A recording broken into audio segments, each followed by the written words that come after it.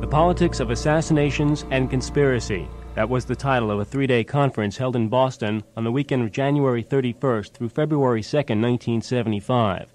The conference, sponsored by the Cambridge-based Assassination Information Bureau, brought together leading researchers on conspiracies and the political assassination since 1963. This time we'll hear the Saturday night general session entitled Who Done It? There are some technical problems on the first part of this program, but those disappear later. We begin with Carl Oglesby of the Assassination Information Bureau.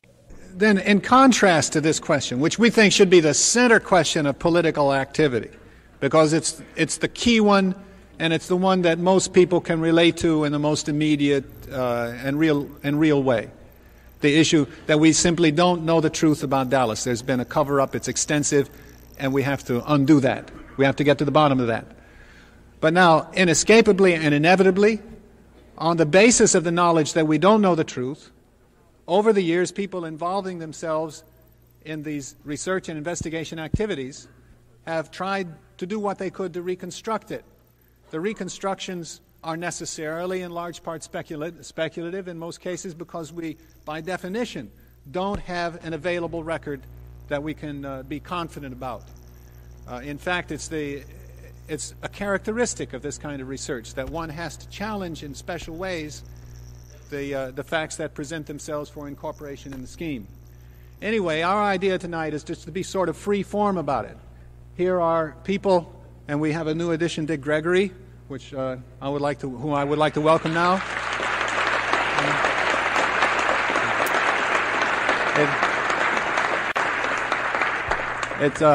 It warms us all that he's here, and it makes it a lot more real, and I think adds to the meaning and the ceremonial power of the moment.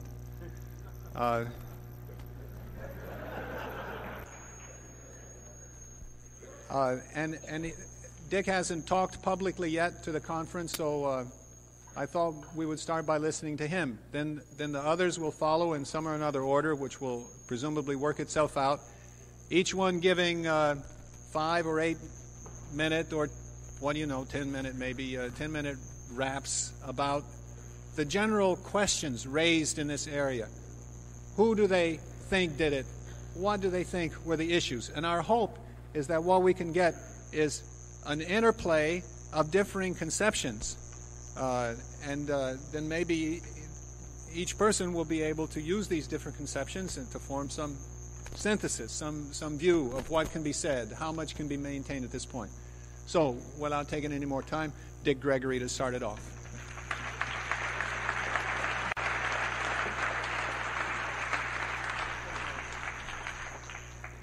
I would like to say thank you very much. And, I've been out here for a long time, and it started, CIA surveillance and government surveillance with the civil rights movement. And I have a lot of people now, when you finish talking, they say, well, having all this information, aren't you worried about them killing you? I say, I thought about that once. And you see, you must understand one thing when you have this type of information and you're dealing with a group of degenerate freaks, that the only protection you have is tell it all. Then they can't kill you. See, they don't want to kill me. They would like to discredit me. They like to catch me in the back seat of a car with a naked 6-year-old boy. But you see, I'm ahead of the game because all the little dirty things I used to do, I don't do no more. I have the CIA tapping my phone. I have the FBI. I have the local police, the sheriff's police. And matter of fact, I don't know why they be tapping my phone because I really don't know that much. Matter of fact, I'm so out of it, I pick up the phone sometime and ask them, what's happening? And they told me there's a big conference going on in Boston.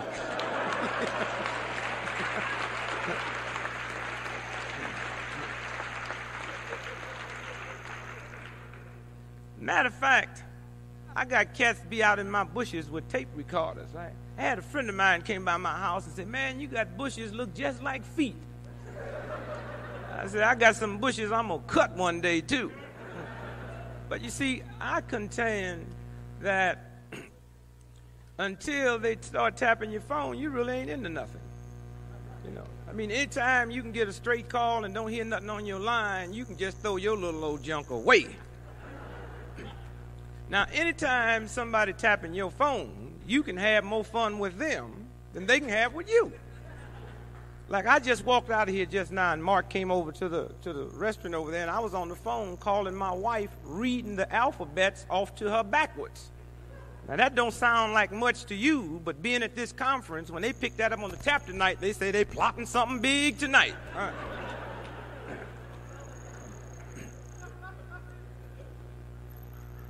So my lawyer keeps saying, well, look, let's go to federal court and get an injunction to get the tap off your phone. And I said it was the federal court that told them they could put it on there. Right. So now, there's a lot of people that complain about it. Now, one day I was on a nationwide talk show, and I was, just complaining that, all the government agencies tap my phone. Well, this cat was so square. He says, I defy you to get on nationwide television and accuse the United States government of tapping your phone. What evidence do you have? I said, it's my phone. He said, well, that's not enough evidence to get on nationwide television and say the United States government is tapping your phone. Now, do you have hard, concrete evidence, and when did you find out your phone was tapped? I said, one night I got ready to call my brother and picked up the phone. He was already on the line. And he ain't got no telephone.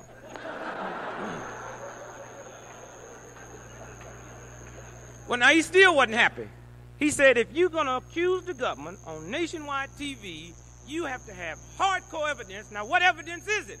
I said, anytime a nigga in America can owe Bell Telephone $12,000 and they don't cut the phone off, it's tapped.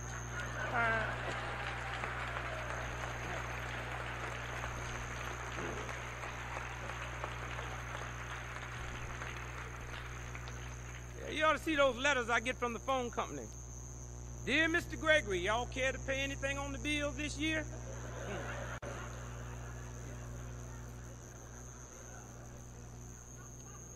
Now, for those of you that really, they're going to start watching you, and all you heavyweights that really got something, you see, they try to get things on your sex life. Like in the early days of the civil rights movement, a lot of black leaders was upset because Hoover was trying to get dirt on us.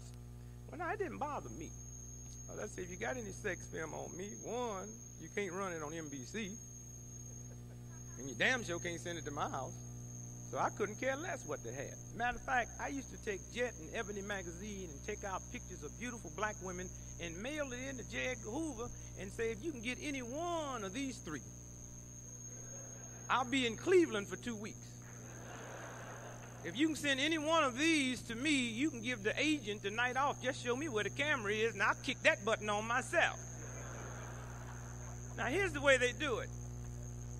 Let's say, for instance, you're going into Washington, D.C. or Chicago, and they, in my schedule, they know where I'm going. And they will show up like a week. They'll show up like a week ahead of time. And they'll go into the hotel, and, FBI credentials scare the hell out of folks. They say, we're the FBI. Dick Gregory's coming in here, and we'd like to know what room you're going to give him. So we don't give out rooms till they get here. Well, tonight we want you to let us know what room you're going to give him. And they find it out, and they go in and put in what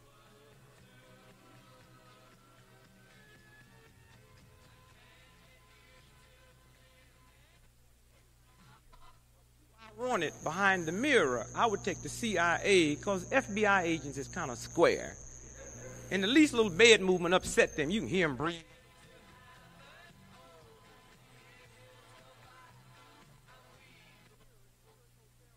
They put the mirror in the first hotel room when they started on me. Had to be a dumb CIA agent because he put the mirror in backwards.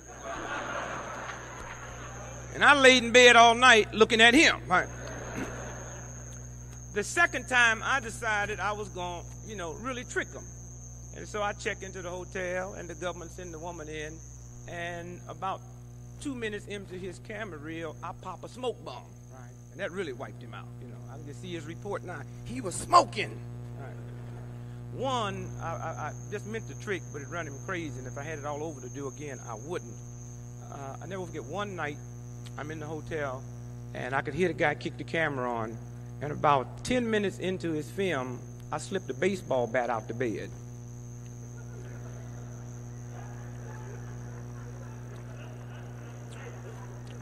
Well, I don't know what he thought it was, but it ran him crazy. He kicked a hole all the way through the wall. Matter of fact, he's no longer with the Bureau. He's just walking around the Washington Monument and saying, let me tell you about them black leaders.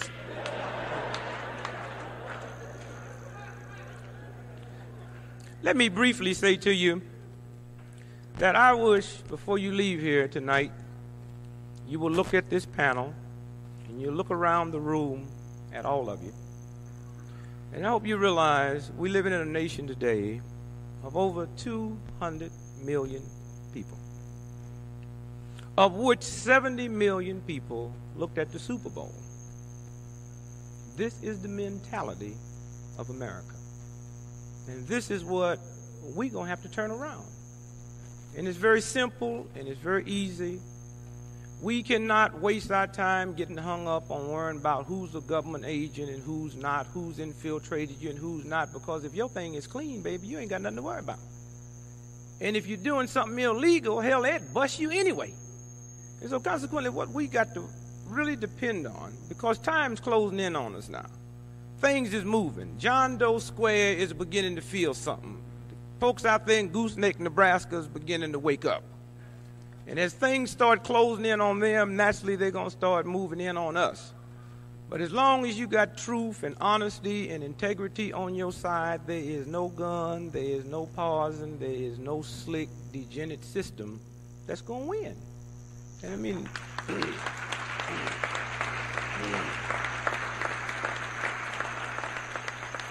I remember in the heat of the civil rights movement, we'd have rallies in church, and they wasting their damn time trying to figure out who's the sheriff and slipped in, who's the Ku Klux Klan. It don't make no damn difference. The fact that I'm eating so pure, the Klan would want to slip in it. I ain't never met nobody in the civil rights movement wanted to dress up and slip into a Ku Klux Klan rally. And there's a million people in this country that's really concerned that if we had the opportunity tonight to slip into the CIA headquarters, most of us don't even want to go there because there ain't a damn thing they got in the CIA headquarters that I want. Integrity is out here. Honesty is out here. And so this is what we have to depend on. They have all the money, all the slick electronics equipment.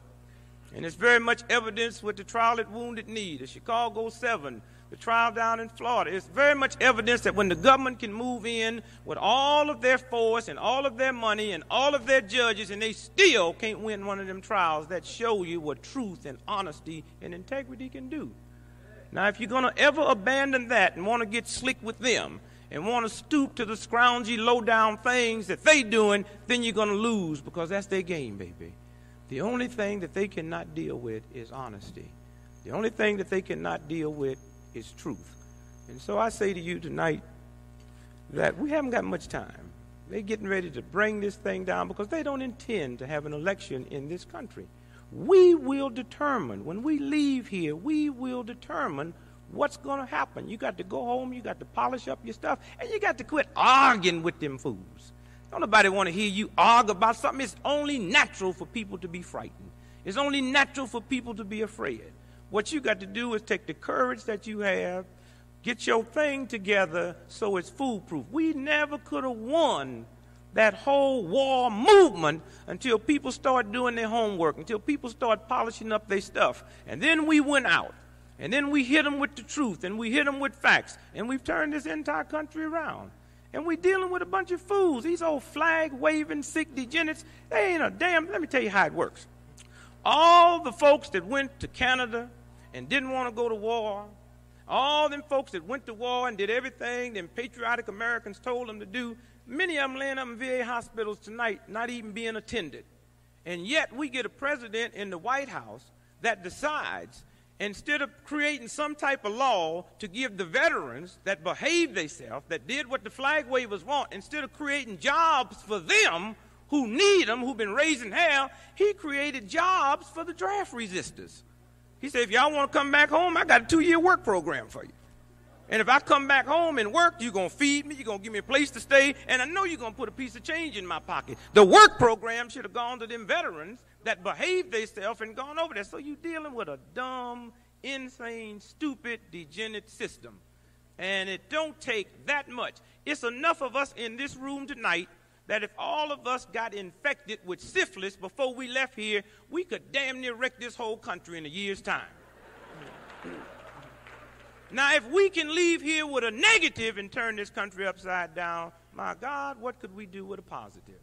And so as I leave you, I say two things. I leave you tonight, I say two things. A very dear friend of mine, an old wise woman in Chicago, told me, she said, you know, Greg, there's a lot of water out there in that ocean, but it can never sink a ship till it gets inside.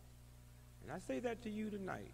Those of you that's head over heels in this research, it will sink your ship if you let it get inside. You got to be 24 hours a day dealing with this, taking care of other things, dealing with this, taking care of other things.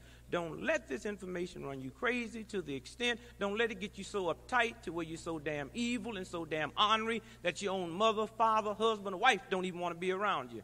What I'm trying to say to you is get all the information you can, get the knowledge and the wisdom, and keep your integrity, but don't let it get inside to the extent that it's going to work against you. Now, I got a proposition I'm going to make to you, and we can break this thing open in the next 3 months.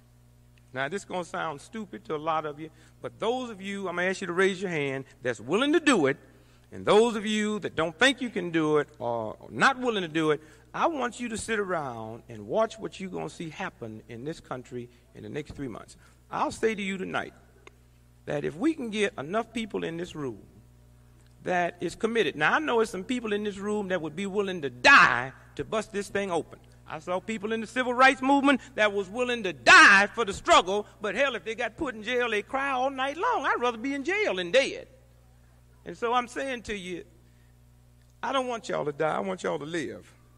If I can get a commitment tonight of a group of individuals that would be willing to fast 3 days a week and concentrate. Now, don't try to break this thing over out of evilness and out of hate, but out of love. I want to see this thing broken up, not because of hate I have for the CIA or hate I have for the people that's doing it, but out of the love I have for the millions of people that's going to be affected by this thing if it don't happen. And if we can break this thing open, then maybe for the first time America be willing to listen to somebody that don't have on a Brooks Brothers suit or a clean-shaven face or the right type of dress that we really believe represents integrity. This is what we got at stake. And if we can break this open, we will have the voice of the world, and we'll be able to deal with the Indians' problem. It'd be a hell of a thing to get enough power that when the church say to some Indians, if you pay me $750,000, you can have it, that we can come out of here with somebody emerging with the position that can get on television and say, all concerned folks in this country, we want you to send a minimum of $1 a piece, and all over that, let the damn church keep it since they so hung up for some goddamn money. And once we can do that, and once you can show that type of power, we can start dealing with the problems of poor people. We can start dealing with the problems of poverty. We can start dealing with the problems of old folks. We can start dealing with the problems of living in a damn country that talk about human dignity and rights, and we can't even get an equal rights bill pushed through for women in this country, and yet still we got a constitution that talks about all these things. This is what we can emerge with. So I leave you tonight by saying, if we can leave here and work from a standpoint of beauty, not a standpoint of ugliness and hate, it's amazing of what we can do. Now, those of you that are committing, I'll ask you to raise your hand in a second. The way the fast will go, 6 o'clock Friday night to 6 o'clock Saturday night will be the first day. Wait, I jotted it down here. 6 o'clock Friday. And those of you that's planning on doing it, write these days down for me. Let me raise your hand. How many of y'all are willing to fast 3 days a week? Okay, now I want you all in this room, keep your hands up. I want you all in this room to look at these hands, and I want you to see what's going to start happening.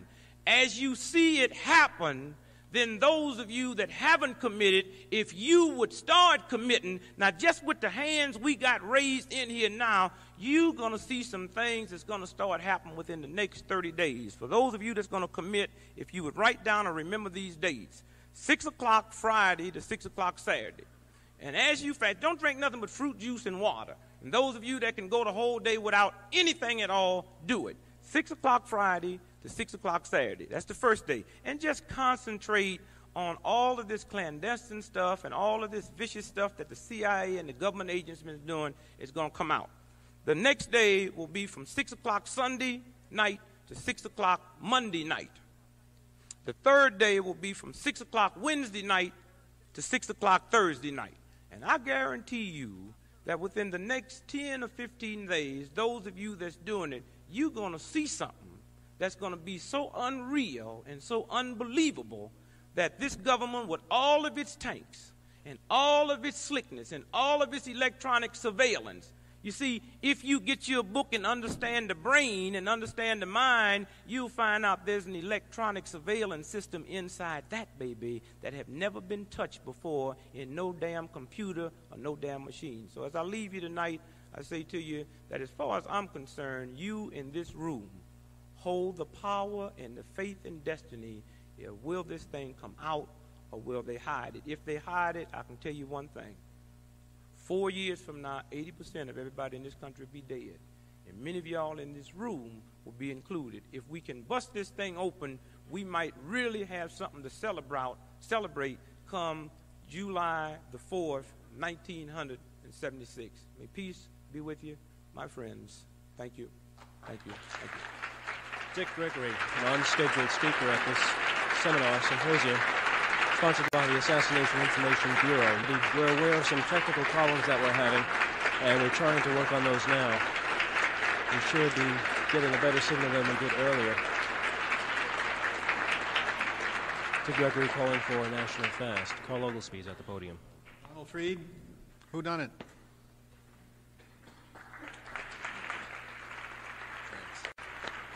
Donald Freed called for a really plan of executive action. Dick Gregory, if he'd take me up on it. But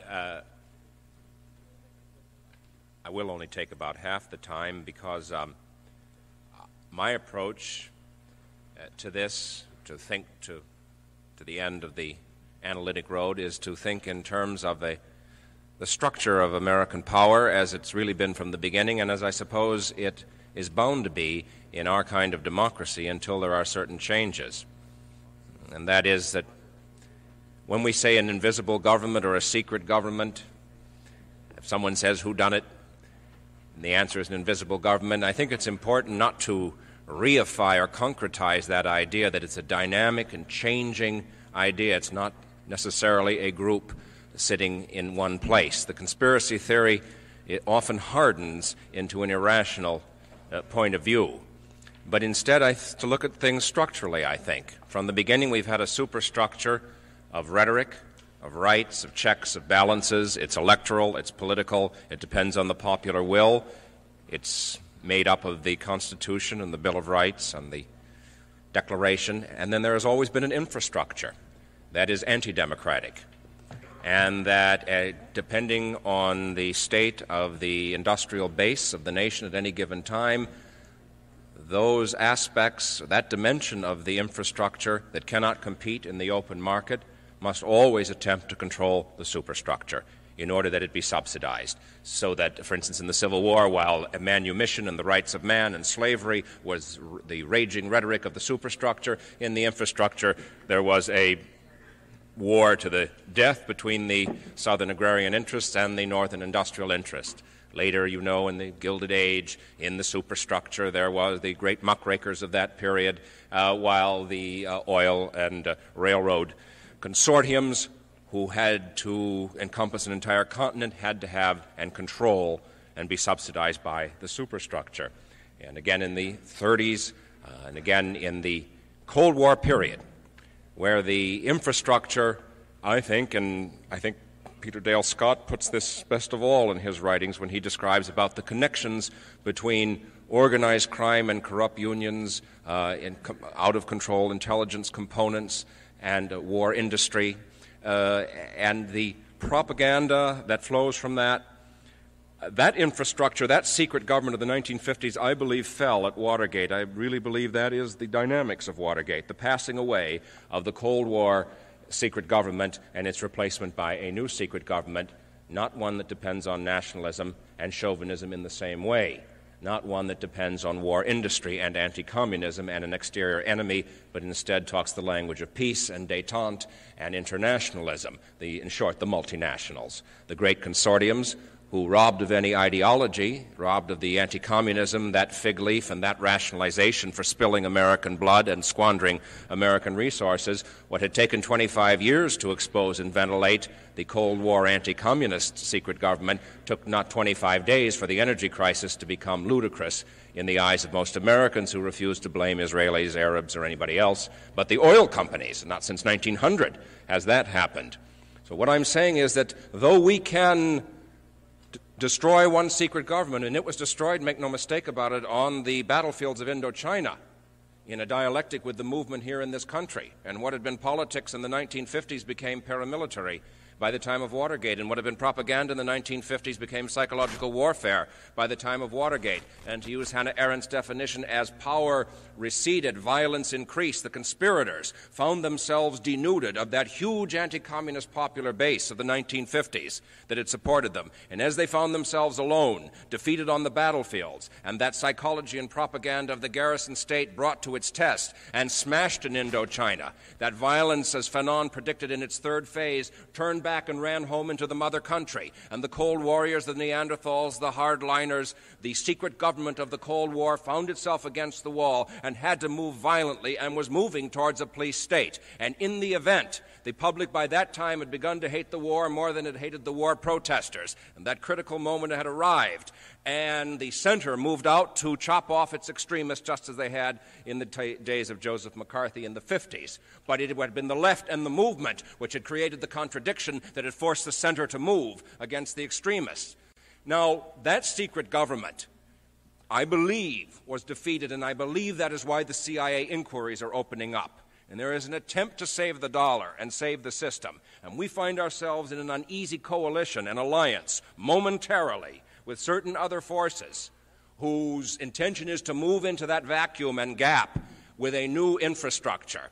Well, we will part company when the time comes. Right now, I think, when we say who did it, we're saying, in effect, the secret government of the Cold War, which has now fallen from power and can therefore afford to be exposed by the media and by the Congress. They will let us. They will open the door to us while others are trying to undermine us and sabotage us. Other parts of the establishment are going to be opening the doors to us. That's the dialectic we face. And we have to go forward without any cynicism about it, and yet without any particular hope in these reforms in and of themselves.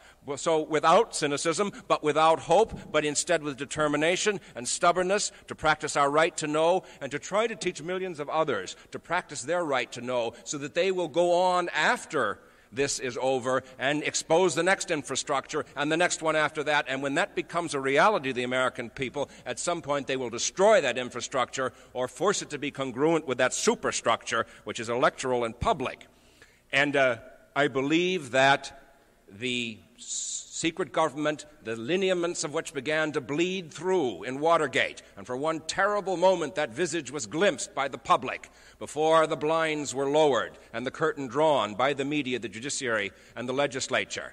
But it bled through, and the blood-red footprints that go down this entire decade from Dallas to Watergate are there. Too many people have seen them. And if we go back and really organize, and we're going to come out of here tomorrow with very definite, concrete organizational ideas, if we really make a commitment now about our right to know and our need to know and to tell truth to power, even if the earth opens up at our feet, we will eventually be able to put names in those categories of organized crime and corrupt unions, out-of-control intelligence and war industry, aerodynamics, various industries, oil, those elements of capital which, finding they could not compete, resorted to violence. The price they will pay is that their idea of capitalism will be forever fractured and forever undermined, and the idea of capitalism will have begun its first transformation towards something else that is more human, and we will eventually be able to put names to those people, and then when it's irrelevant, send them to jail or try to save them from the gas chamber that the American public will demand for them.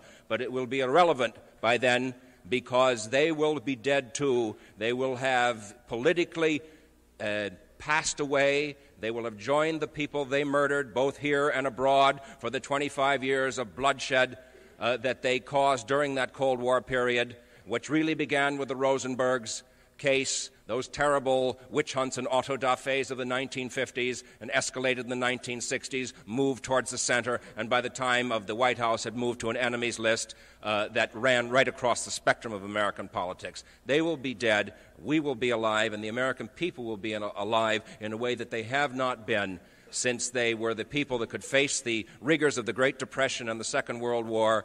They can stand the truth no matter how terrible it is, and we must tell them that. They know it. What they cannot stand are any more lies and cover-up. It has made the name America a nervous disease. It has bound us as a nation hand and foot, and it is the solution to these assassinations and the putting of names in those categories and the bringing of justice to bear that can begin a series of changes that at this point can continue far beyond our ability to encompass it at the moment.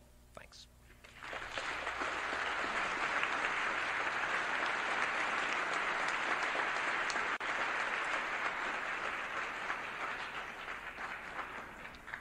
Penn Jones.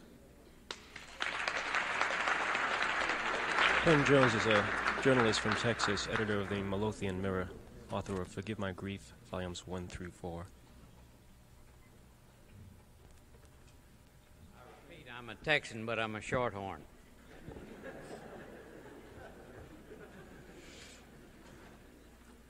I was born and raised in the northeast corner of Texas on a 50-acre cotton patch. We never had enough of food or enough shoes or enough. When we plowed up the cotton in 1932, we didn't have a cotton mattress in the house. I had one Sunday shirt. We had a neighbor family who had about 10 kids, and they were in the same shape. We only had 5 in our family. Finally, and the father died, and the old lady in her declining years, her children made enough money one year to take her on a vacation. They took her to Galveston. She took one look at that big ocean and said, "Thank God I've finally seen something there's enough of." I feel that way about this crowd here tonight. My God, I wish there'd been a picture out there to see these people waiting to get in. I started to work on this case on Sunday, November the 24th, 63, and for a hell of a long time, I didn't think there was anybody else working on this case, and I couldn't understand it.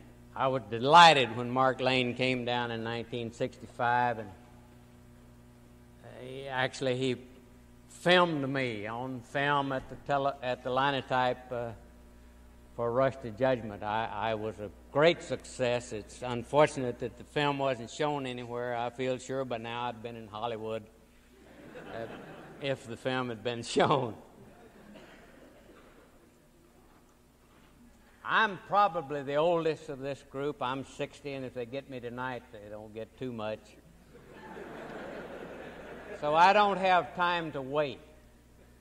I'm going to tell you who I think did it. Based on 11 years of work and based on calling of some names that ought to be suing me tonight, if what I printed is not true, if they've got the guts to sue me. Edgar Eugene Bradley out in California sued 40 people in the name of John Doe. I sent him word, hell, you don't have to sue me in the name of John Doe. I printed your damn name in my paper. And unless he's filed suit in the last day or two, I haven't heard from him. I'll give you a few of the things on which I base my information. There are 2 people in Texas I must give credit to. They help me all the time. Unfortunately, based on the way we've been treated in the mass media, they do not want their names known. So I take the credit tonight for the work of 3 people in Texas who work all the time on John Kennedy.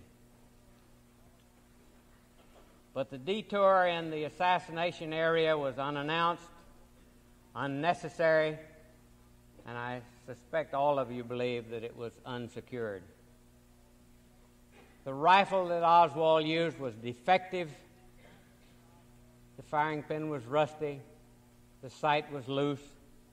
The FBI wouldn't fire it until they tied the bolt down. Oswald was a poor shot according to Marine Corps records.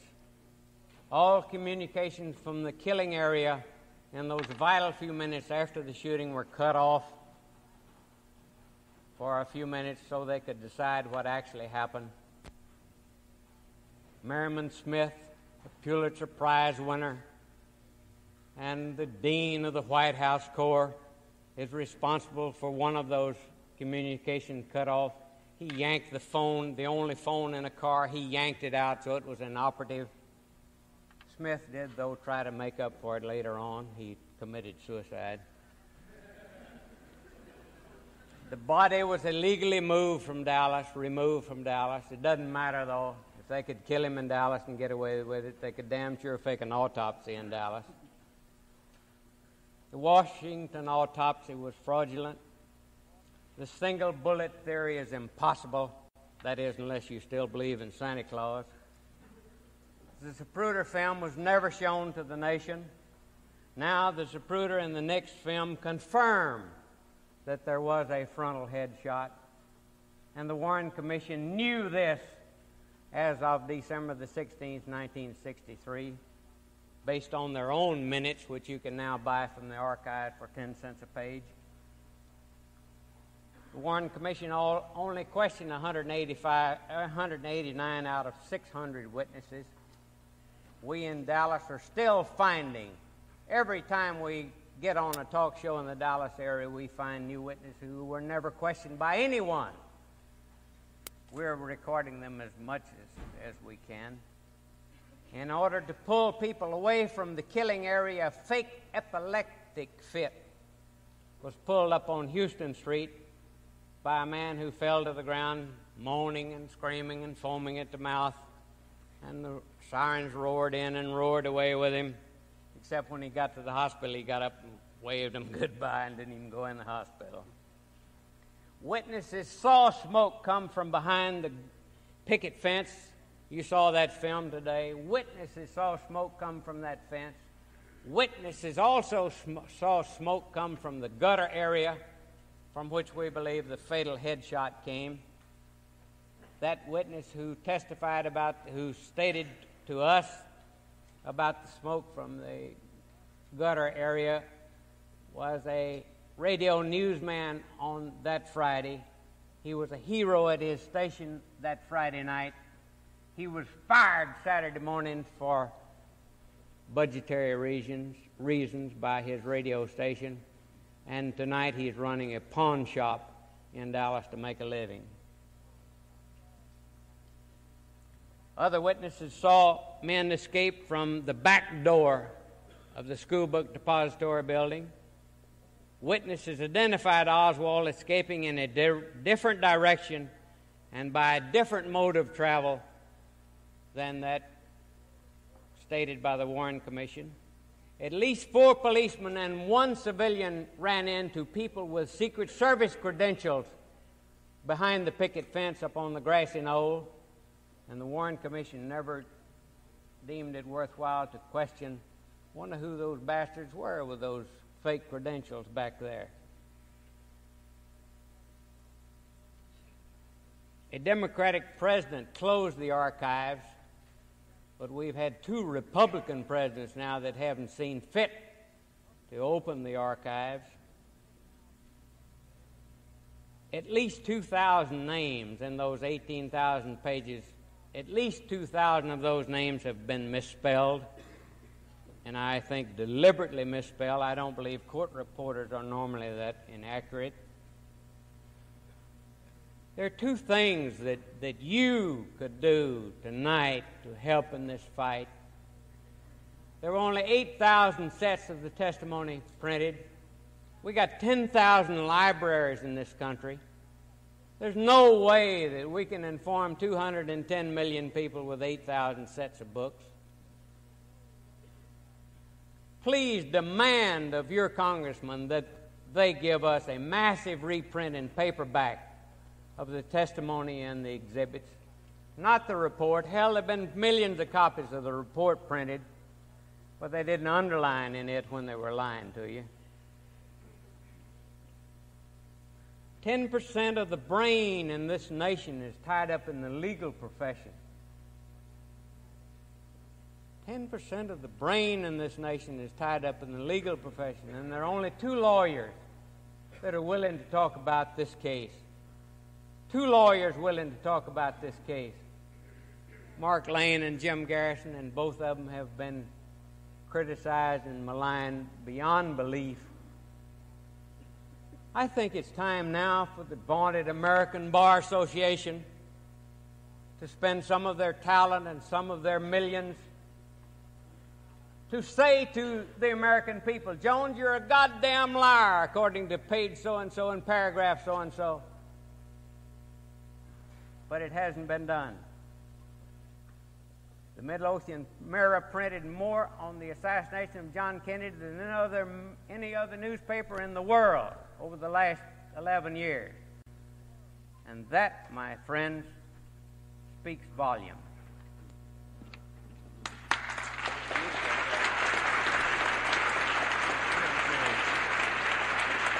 That was Penn Jones. He's publisher of the Midlothian Mirror in Texas, famous for the Penn Jones death list.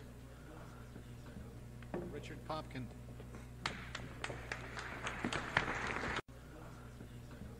Richard Popkin. Professor Richard Pumpkin. Professor of Philosophy at Washington University. So far, I don't know whether anyone's found out who done it, and I don't know whether you find out much more from me as to who done it. But I think I'd like to start first with reminding people that one of the people who's responsible, and very seriously responsible, for the reason we don't know who did it is the present President of the United States. When Mr. Ford became the President, when they listed his accomplishments, they very rarely mentioned that he was a member of the Warren Commission. He never brings it up. And if you look through the Warren Commission itself, through material about how it operated, that Ford was the hardliner at the Warren Commission, insisting on the one lone nut theory and the single bullet theory. And other members of the commission who were willing to admit to the possibility of a conspiracy were forced to back down by Ford in the final report. So the President is one of those who's helped greatly in keeping us from knowing very much. Another one who should be remembered is Leon Jaworski, who is going to head the Texas investigation of what happened in Dallas. One of the early meetings of the Warren Commission is on the problem of how to prevent Mr. Jaworski from doing this, and they do it by co-opting him as a special investigator for the Warren Commission, give him great thanks in the preface to the Warren Commission for his help. It's hard to find out what his help is. Maybe Penn Jones knows. But one interesting episode is that the late Jack Ruby had said that he wanted to tell people what he knew. He was afraid to tell them in jail in Texas. He begged to be flown to Washington, and instead, the late Earl Warren, President Ford, and Jaworski go to see him in his jail cell and refuse to honor his appeal to get him out of the area, out of the jurisdiction, where he can tell what he had to say. Well, some of our great eminences have prevented us from knowing who did it. Secondly, I'd like to point out that if we knew a name, 2 names, 5 names, 10 names of people who actually played a role that day in Dallas, I'm not sure we'd know very much. Whether we could identify who these people are, or whether they amount to much of a meaningful explanation. By now, especially if people saw this presentation of the Zapruder picture today, have examined the medical evidence and so on, I believe some that it couldn't have been done by one lone nut, that it took multiple number of people, but when we were challenged back in 1966 by a member of the commission, the late Allen Dulles, late director of the CIA, that if we didn't like the Warren Commission conclusion, bring in the killer, name him. And since we didn't do it, it was then taken as evidence we couldn't do it. Well, I don't think we're in a position right now to bring in the killer, name the name, and so on, but we're in a position to delineate what the interesting problems are, not whether we could find the name of somebody who otherwise is unknown in American history who actually fired the fatal bullet, but who ordered it, how was it organized, and why was it organized? And on this, I think we've moved a hell of a distance from the speculations 10 years ago to reasonably examinable possibilities in terms of evidence that may exist, that probably exists, and that might be forced out if Congress really cares in its investigations and if we're willing to make enough fuss about it. Speculations that were considered absolutely lunatic 10 years ago, that the CIA might have been involved, the FBI might have been involved, the Mafia might have been involved, the big business interests might have been involved, all have turned out to be perfectly reasonable in that we now know many cases where exactly this happened, and cases that have been documented. In the period of the last 2 years, as Nixon's House of Cards fell apart over the Watergate, we got a glimpse into what goes on. And we're getting more and more of a glimpse that focuses in certain directions that can be investigated and could fit in with what we know and could lead to a serious investigation of what documents exist, who might be able to tell us something more, and so on. What we've gotten a glimpse into is the sort of domestic intelligence agencies, especially in the FBI and the CIA, their role in committing violent actions, arranging killings, and some of the people who actually did this, like the director of the agency's domestic intelligence activities from 1962 to 1964, E. Howard Hunt. And it's interesting that in Hunt's book that he just published last fall, Undercover Memoirs of a Secret Agent, you learn absolutely zero as to what he did between 1962 and 64. The whole period is just skipped. Well, we now know, according to his statements, and I don't know what you can believe by now of his statements, that he was director of domestic intelligence, that he was using veterans of the Bay of Pigs, and they were engaged in conspiracies to kill Castro. We also know from a former friend of his, now in jail, Mr. Coulson, that Coulson said that the reason he called Hunt the day Bremer was shot was Hunt was an expert on assassination matters, knew how these things were done, wanted to know what he thought had happened, and so on. We know that the government had people who could do it. We know they had agencies that could do it. Well, how does this help us with a particular case? Well, the particular case, most of us who've labored over it for the last decade or more have labored over the case the government set up, namely that the late Lee Harvey Oswald is the central character. Now, it may be the late Lee Harvey Oswald is a walk-on character.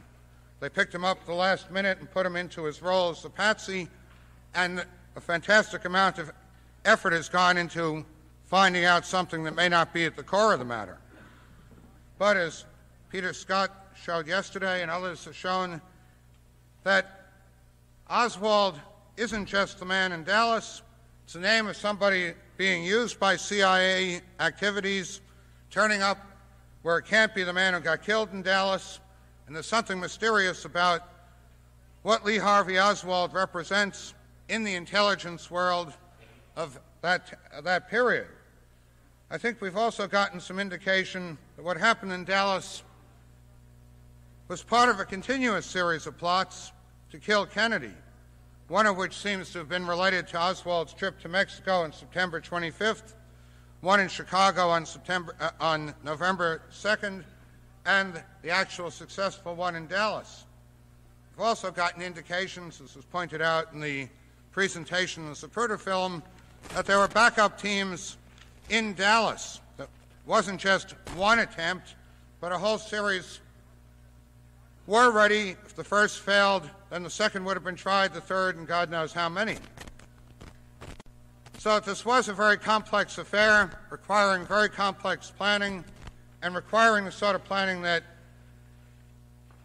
would need the type of expertise that domestic intelligence agencies had.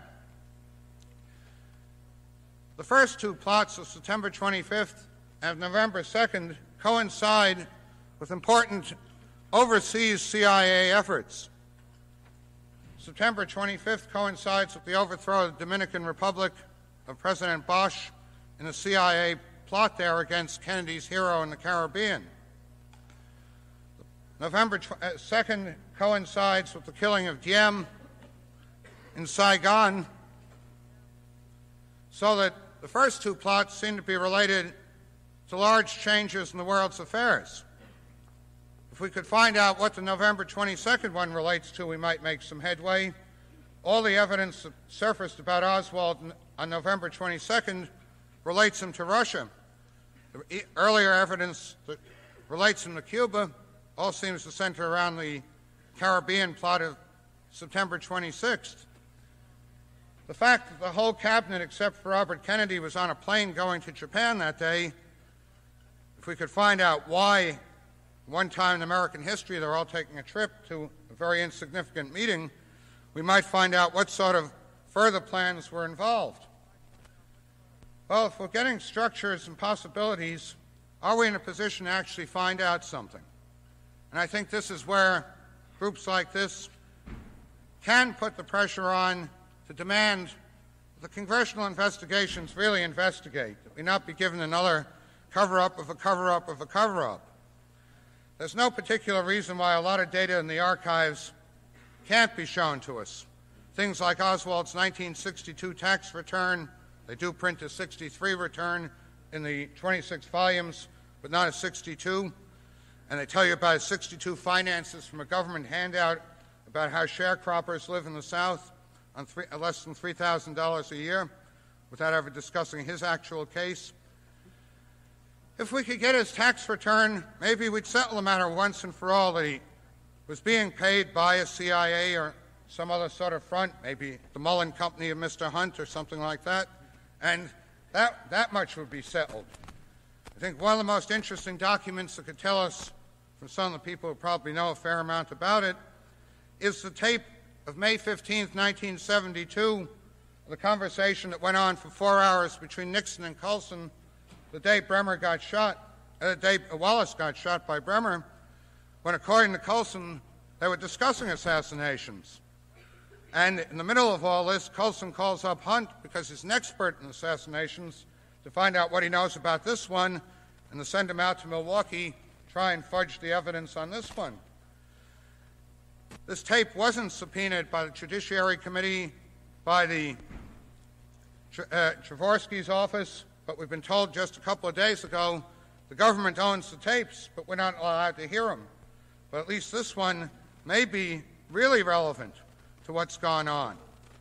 If we could explore some of the plots we know that the FBI and the CIA were involved in to kill other heads of state, in which Hunt was involved, other people who surfaced in the Watergate were involved, the plot to kill the president of Panama in 1971, the plot to kill Nixon in San Diego in 1972, that we'd find out the modus operandi of these people and then be able to see how much of this fits with what we know about Dallas.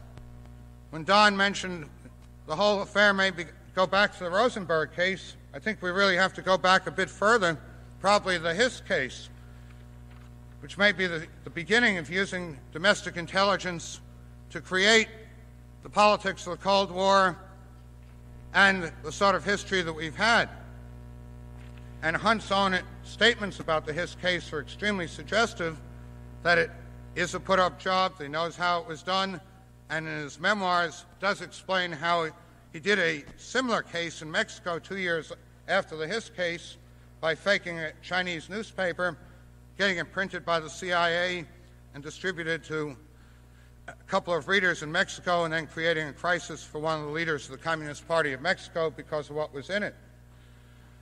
I think we're now in a position, from the Hiss case to the present, to delineate data, witnesses, examinations that could really settle things, and then, if somebody wants to know who done it, as Don says, by that time it may be uninteresting, but I think we could answer it, but I think at least we know the general structure of how it could have been done, and we're not fantasizing now, we're merely commenting on what has turned up in the investigations the last couple of years.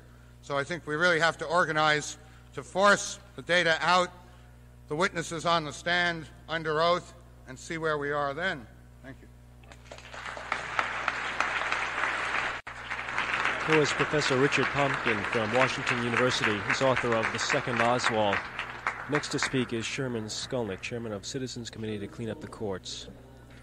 He's been investigating official corruption and political assassinations, came up with a 2-year study on the plane crash which killed Dorothy Hunt. It's a microphone three. Watcher.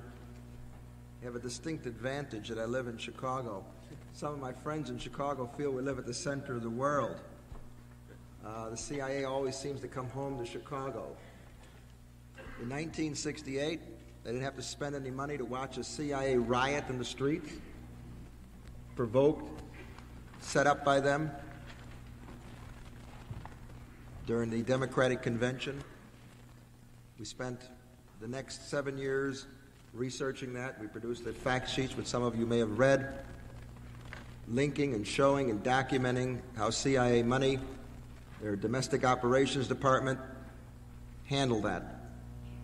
It is now about to come out that E. Howard Hunt, who interests us greatly,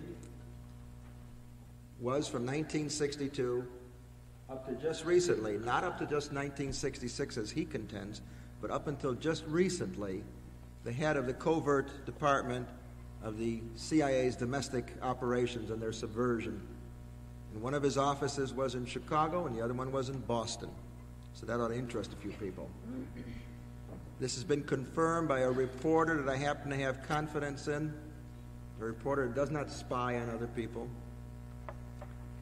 from a major paper in Chicago, and that will not run what this reporter has confirmed, that E. Howard Hunt is probably one of the most important people in our time. His wife was also one of the most important people in our time.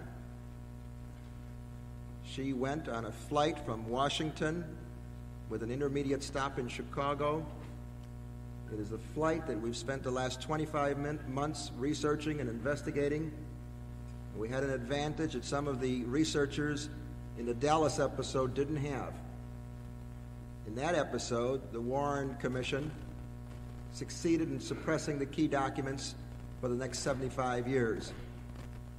In the case of the plane crash where Mrs. Hunt died, United Flight 553, we reached a point in our investigation where we had to do something which we consider as patriotic. Patriotic to the extent that we ripped off the entire government file on the crash so that that Warren Commission, that is the National Transportation Safety Board, that Warren Commission is going nowhere. They can ridicule us all they want. The different networks can blank us out all they want. We have the facts. We've summarized the facts. Some of you may have read our fact sheet. We didn't bring enough fact sheets because, frankly, I didn't realize the great impact of the anti-assassination movement, but I'm sure the FBI understands that impact now, and the CIA. Now, that record which the government sought to suppress, which is now in our custody, which they've been confronted with, which they cannot deny, shows that plane crashed not because of accident, because of sabotage. And there were upwards of 200 FBI agents waiting for that plane near the airport. Now that's one of those, what would you call it, a mere coincidence? Now some people, when they call in, when I'm on a talk show, they say, Skolnick, you and your friends are, like Alex Bottas, associate of mine, you are promoting the conspiratorial theory of history. I says, I am not. This is not a conspiracy. They says, well, that isn't so. I says, it is not a conspiracy because among the Rockefellers, the Percys, the Marshall Fields, the Mellons, the Morgans, and the other American royal families, they're in the assassination business every day. They do this type of thing every day, and among them and at their level, it is not a conspiracy. It's their everyday routine. After all, who owned United Airlines? Nelson and David Rockefeller and Senator Charles Percy. Can you find 3 people in this country that smile more or are shown to smile more on the 3 networks that they own, which is illegal for that group of people to own 3 networks? And that came out in a report by Senator Lee Metcalf last year, and I flung it in the face at a public hearing of the FCC in October, and nothing was done, nor did you see it on the air. Now, why did they have a motive to kill Dorothy Hunt, where she and her husband were a link between Dallas to Watergate to now? Because she was carrying a group of documents, some of which have fallen into our observation and custody. One of those documents should have been printed on asbestos because it was one of the hottest pieces of paper in the history of this country. It came off the CIA computer Walnut. If there's anybody here that knows what that type of printout is, the words were spaced out, which means a certain code was put in and other words were dropped out. If anybody knows about computer codes, you may understand what I'm saying about that. It was dated November 22nd, 1960, precisely 3 years before a certain other date that we've all been talking about the last couple of days. The document said, and this was in the possession of Dorothy Hunt when she was on that plane. After the crash, by the way, it fluttered out of the crash zone on a wind and was stuck to a bush in the backyard of a little old lady that is not a CIA agent, that is not into politics, that thought it was just another piece of paper hung on her bush. And she, well, there might have been double, sorry about that. I'm a little square. I didn't understand the double meaning, but I'm sorry. Well. That's because you're not a male show. All right. I can see there's a few here not thinking only researcher tonight. This little old lady saw to it by certain means that we get it. That document said that this is ordered by the National Security Council. It is a document, by the way, that is signed D.S. Eisenhower. D.D. Eisenhower, excuse me, President. It's dated as he was going out of office after an election in which his vice president lost by way of 8,000 votes that Mayor Daley helped steal in Illinois to turn the Electoral College situation over to Jack Kennedy. The document shows that although Eisenhower was the president, the National Security Council, headed by Vice President Nixon, who was also the action officer for the Bay of Pigs, by the way, in the White House. The National Security Council ordered the president to sign this, and the document says that for the good of this republic, the following must be carried out. Number one, John F. Kennedy, and this was, 2.5 weeks after he was elected, should be removed. Number two, that certain other public officials should be dealt with. It further went on to point out that this should be immediately put into the National Archives. Now, don't ask me how Dorothy Hunt got this, nor can this document be confirmed. Supposing, for the sake of discussion, that E. Howard Hunt fabricated or reconstructed a document from known facts. He was an expert at it. He was, however, falsely described during the Watergate hearings as having fabricated State Department cables about the Ziem assassination. In fact, if you listen carefully to his testimony, he reconstructed that which somebody else had taken from the State Department files. Now, this document, together with $2 million, not $10,000, was in the possession of Dorothy Hunt. A very brilliant black network reporter, Michelle Clark, was going to do an exclusive story about the problem that this and Nixon and a few others were into. Some 43 people died in that crash. I haven't got time to go into all the details and facts that show it's sabotage. We have a few of our fact sheets left, and you can read the documented facts that are summarized there. We have the entire government-suppressed file. They're not going to lock it up for 75 years. And that shows that that plane was sabotage and why they'd want to kill Dorothy Hunt and 11 other people connected to Watergate. Now, that was a link that brought the Dallas matter up to date, because there are many behind this table here that believe that E. Howard Hunt was in one way or another involved with Dallas, that he was part of a group that was in the assassination business for the last 10, 12, 14 years. One of the ways to silence Hunt was to kill his wife, supposedly. However, they were known in espionage as a CIA couple. That is, a man and a wife that live together, are supposedly married and raise a family, but they're simply two agents that use that as cover.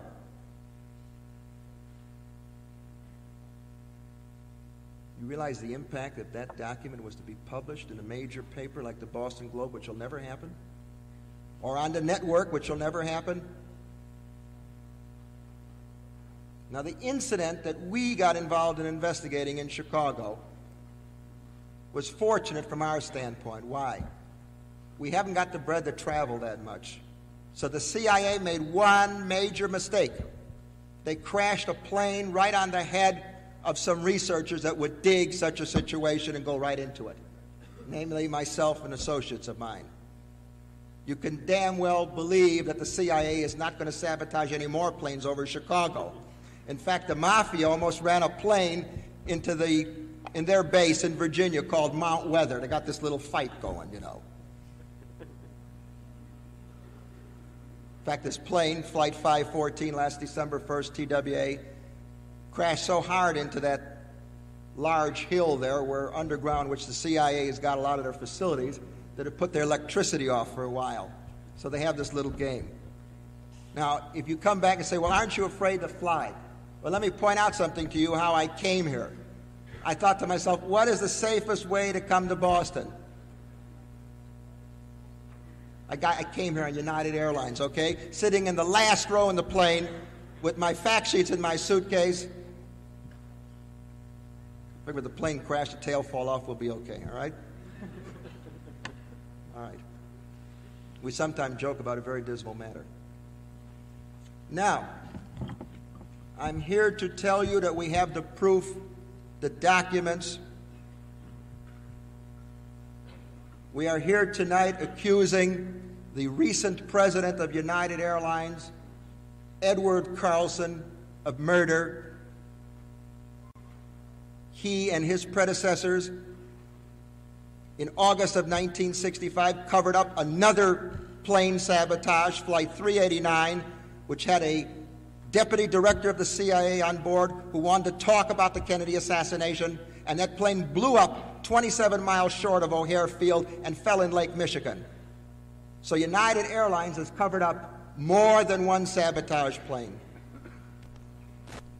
I'm here to accuse Columbia Broadcasting System of covering up the details of the story that their reporter Michelle Clark was involved in. And when the case was coming to a head last fall of the parents of Michelle Clark versus the FAA and CBS, the key witness was a man named Herschel Latham, who was the mortician that was pressured into the immediate cremation of the body of Michelle Clark over and above the wishes of Michelle Clark's parents. Herschel Latham began grumbling to some of his closest friends that it was only he and a few FBI agents that saw the body of Michelle Clark. There was no physical reason for that immediate cremation. The body was not disfigured. He was murdered in his home last fall. It's another one of those natural, unconspiratorial situations that's been happening too often from Dallas to Watergate to now. I can go on and tell you about the witnesses that have been ripped off in one way or another. I'm more careful these days in mentioning witnesses. I have to. CBS covered that up. I'm accusing them of covering up this murder and others. And the FBI tried to cover up the reasons why their 200 people were waiting for that plane. And the acting director of the FBI, Mr. Ruckelhaus, in June of 1973, in a document that came up before the Brooks Committee, the Government Oversight Committee, admitted, after 7 months of denials, that he had 50 people there. Well, that's very helpful. Now, if the present director will only admit the other 150 people. The FBI committed outrages against those that supposedly were victims of that crash. They loaded them into body bags without medical attention and did not allow a Roman Catholic priest that came to give the last rites. We have the testimony of a doctor that came and wasn't allowed to attend. We go on with that. There are very, very many details. The Chicago Strike Force of the Justice Department, they covered up the details that came out in part through the prosecution of a stolen securities racket, the Joseph Sorelli mob.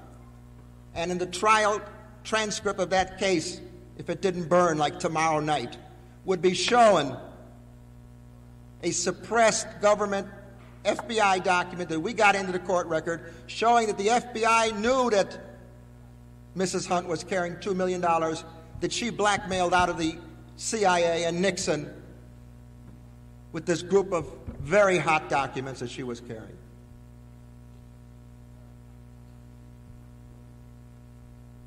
Last but not least, we come back to the owners of United Airlines, Nelson and David Rockefeller and Senator Charles Percy. They're involved in the cover-up of this murder, a murder that links from Dallas to Watergate to now.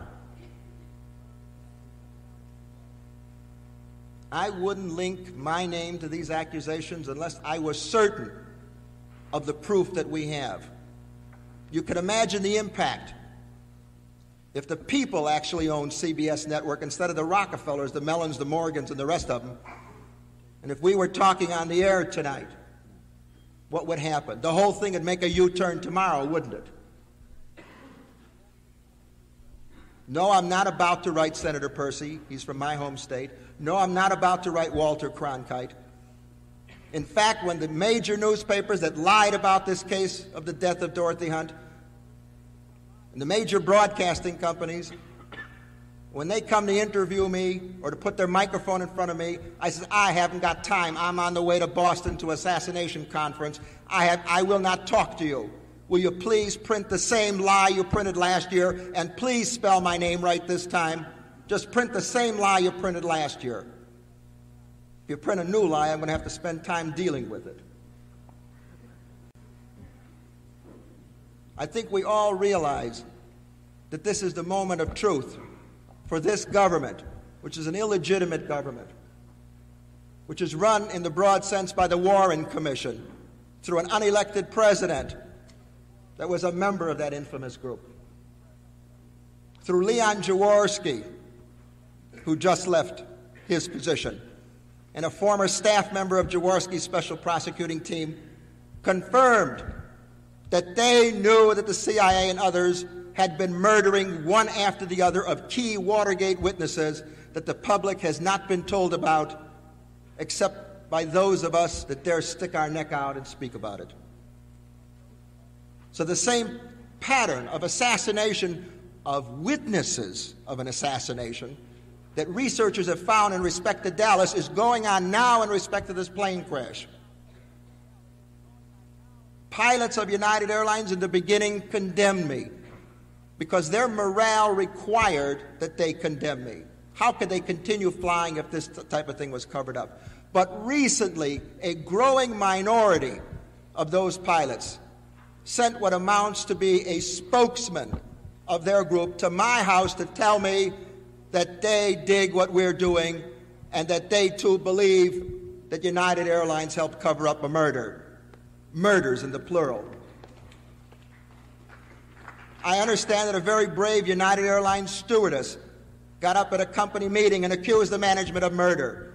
Yes, she was dismissed right away. No, it wasn't on the evening news. So you see, the thing we've been talking about these 2 days is happening now. It's not just 11 years ago. I'll probably go back on United Airlines. And heaven help them if a water cup so much as falls on me while I'm sitting in the last row of the plane, right? Or the engine backfires or flames out in air or something like that. It'd be an international incident, right? Well, United Airlines official came around the side of the plane when we landed at Logan Airport to personally take my wheelchair up the special gangway to the jetway so that I wouldn't have to wait for my wheelchair. And if that didn't work, the present president of United Airlines would do it himself. If I'd only agree next time not to go on his plane. So that's what's happening from those of us from Chicago. I don't think they're going to crash any more planes in Chicago. They may crash another one like it did at Logan that had a CIA agent on it, and his suitcase conveniently was found on the runway. I'm not from Boston. I wish somebody from over here would look into it.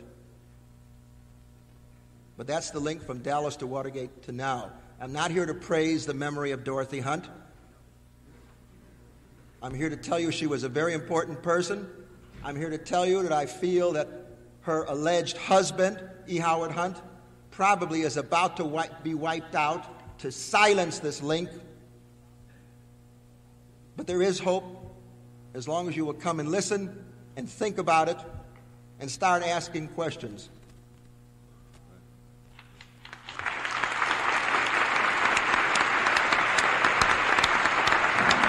Chairman Skolnick, I think it's fair to say that Skolnick represents the fringe of political assassination theorists. Next up, I believe, will be Mae Brussel. Mae is one of the better-known researchers into domestic clandestine activities, and she's published in The Realist, and she's now working on a book. Mae Brussel. Thank you.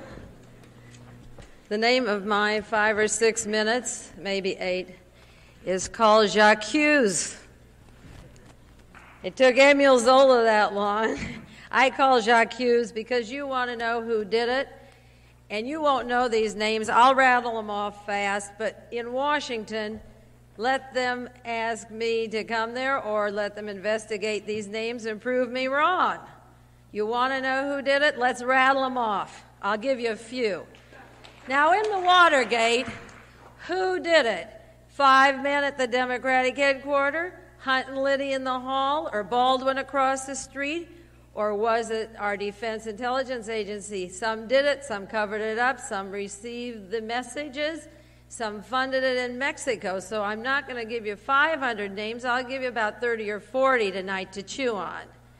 Number one, as far as the funding, it has been alleged that a Mr. Bloomfield in Montreal, the head of Permindex Corporation, funded this assassination series of the 2 Kennedys and King.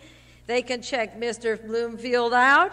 Captain Fritz of Homicide in Dallas, Texas, had 10 agents that day that were home or at a restaurant for lunch who, after Kennedy was killed, turned off their TV and picked up the gun behind the boxes, or met Mrs. Markham, or they picked up boxes in Marina Oswald's garage and put in the trunk of their car and brought it back the next day with planted evidence. These 10 men, and they went to Lee Harvey Oswald's rooming house, and they got some more evidence, planted evidence there. So those 10 men under Captain Fritz were directly involved. Alan Dulles of the Central Intelligence Agency was directly involved. He had 30 agents or more in the Dallas-Fort Worth area that he used, and along with his employee, E. Howard Hunt, working hand in hand ever since the early days, and also Richard Helms from the days of Adolf Hitler, working with Alan Dulles. They were directly involved in the Kennedy assassination. Who supplied the motive? Those 30 people I mentioned in my session today in the Dallas-Fort Worth area who were agents of Allen Dulles, I'll give you their names. George Bowie was the contact man of the Central Intelligence Agency, the head of the Greek Orthodox Church. Max Clark was directly responsible, the chief of security of Convair, who was the first person Lee Harvey Oswald called when he got back in Fort Worth. Lydia Dmitrich was directly involved and knew Lee Harvey Oswald at a hotel in the Soviet Union. And George and Jean de Mohrenschildt were his babysitters from the CIA who planted the evidence in the story that Oswald even knew there was a rifle in that area. He never saw it, he never touched it. De Mohrenschildt planted that story. Declan Ford and Kathy Ford were responsible for much of the cover story, and then Everett Glover and Peter Gregory, Elena Hall, John Hall, Mrs. Harris, Alex Kleiner, Ilya Mamontoff, Anna Miller. She was Marina Oswald had her name in the Soviet Union before she arrived in Dallas. Michael and Ruth Payne were directly involved in the conspiracy. Michael's dead now. Jacques Hughes, Ruth Payne, agent number 1 or 2. Paul Regatorodsky, Ray Frank, Ray Thomas, Natalie Ray, Igor Voshinin, Mrs. Voshinin were all involved in framing Oswald. I spent 8 years with every motive the Warren report said he had. He couldn't earn a job. He didn't like his wife. He beat his wife. He was meaningless. He wanted a place in history. I took every one of these people and traced the origin of where they came from, and none of what they said was true about Lee Harvey Oswald. Jacques Hughes, Frank Sturgis is part of E. Howard Hunt's cover-up. Warren Carroll of the CIA, who was in charge of Jack Ruby up to the time that Jack Ruby shot Lee Harvey Oswald. Let Warren Carroll come forward, and let's see where he is today. William Sullivan of Division 5 of FBI was the contact man with J. Edgar Hoover for these assassinations, and he reappears at the Watergate through the Watergate hearings, and when the hearings got hot, Sullivan went to a hospital with a heart attack. He's coming out now as a flaming liberal that we have to watch the FBI or we'll have a police state. Let him step forward and answer questions under oath about the Kennedy assassination. And Marina Oswald, agent of Lee Harvey, she was his mate, like Dorothy Hunt. She wasn't his wife. I talked about that this morning. No one attended the ceremony. The proposal came in a hospital after they'd met 3 public times. This assassination team has names. They are not an amorphous group. After 8 years' work, I did a diagram which I can read you names so that you know they can be identified. They're walking the streets. They're not something we don't know about. Frank Capell of Army Intelligence, he knew that Robert Kennedy was sleeping with Marilyn Monroe, so when his brother was killed, he could say, "You are cut off, you can't do anything." And Marilyn was killed shortly after John Kennedy's death. And Frank Capell, through their dirty blackmail of J. Edgar Hoover, had Bobby Kennedy by the balls. So our Attorney General saved his own face instead of serving his country. And he never spoke up because both John and Bobby were sleeping all over the country. I have a friend, a movie producer, whose home they used, John used. The Secret Service circled, they called down, he vacated, the house had an electric gate, he's a screenwriter, and he'd shack up. And J. Edgar Hoover knew all of that and arranged it. And with Bobby, the same story. So people say, why don't the Kennedys do anything? He couldn't revive his dead brother, and they had the goods on both of them. And their extramarital relationships and the disgrace to them came before his acting as our Attorney General. And he was tied, and Frank Capell wrote a book on the strange death of Marilyn Monroe. I have it, and that's what he had on Bobby's relationship and all the intricacies of the Marilyn Monroe death. There's a new book out. There's 2 books out. It's all true.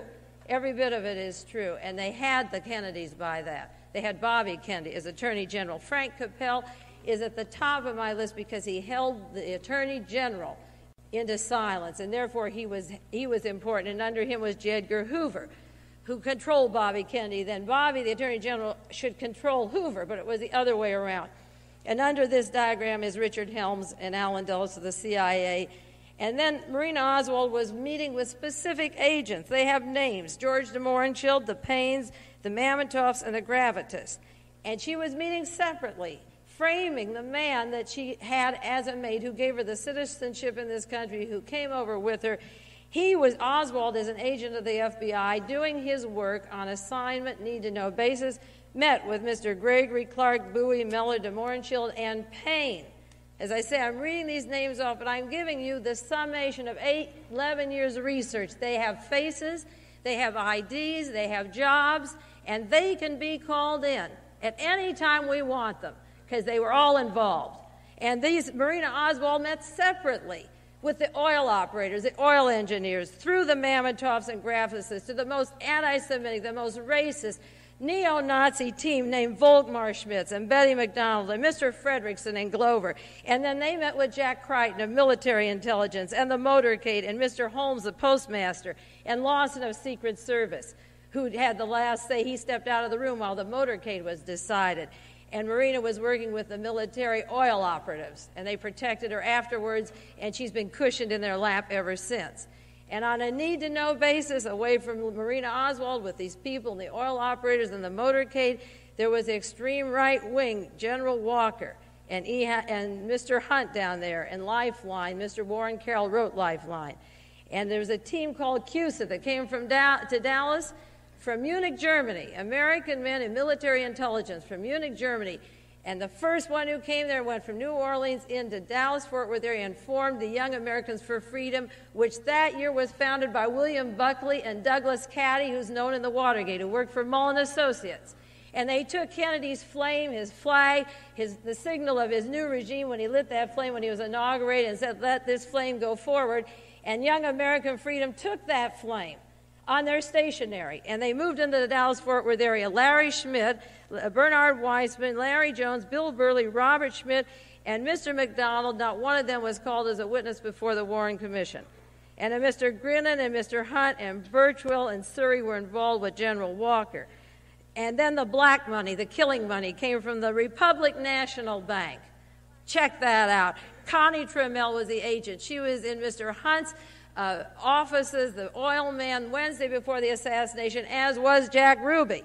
And Ruby owed $40,000 to the Internal Revenue before the assassination. When he died, he didn't leave any debts. And Bernard Weissman and Burley, and these groups all were tied to the Republic National Bank, the black money, the killing money. And into Houston, where the money for the Watergate came. The Mexican money that was washed and came up through Houston to the Republic National Bank. Connie Trammell and Jack Ruby, and Frank McGee and the National Indignation Committee, and a Clyde Moore and a Ken Thompson and Dale Davenport of the YAF. I have a list of people from the Dallas-Fort Worth area. I drew 2 diagrams, the chain of command of the extreme right-wing military oil people to the motorcade, and another one on the espionage relationship of Lee and Marina Oswald. So when you want to know who did it, they are not amorphous. They are not people. I'm not going to get up and give a speech and say, well, we know it was, we've heard a lot tonight about the FBI and the CIA. These are their names. They have names. I have cross-filed them 11 years.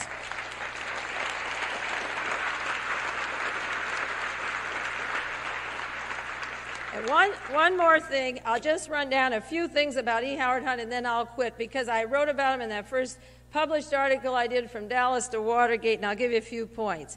E. Howard Hunt was chief of covert action, you've heard. He admits from 62 to 66 for Domestic Operations Division. E. Howard Hunt, at the same time, was acting stations chief in Mexico City for 2 months. He had 2 jobs, in Mexico and domestic, in August and September, when Albert Osborne, alias John Howard Bowen, was sitting on the bus with Lee Harvey Oswald in Mexico, and Osborne was with Hunt in Mexico, and David Ferry and Shaw, and all the majors that ended up in Dallas in the conspiracy. 2 months later, with E. Howard Hunt down in Mexico. He took his domestic work to Mexico for 2 months out of all those years. Now, isn't that strange? When all those people were in Mexico. Now, in 1962 to 63, E. Howard Hunt was writing a book for Allen Dulles, the chief of our entire intelligence agency that formed the CIA.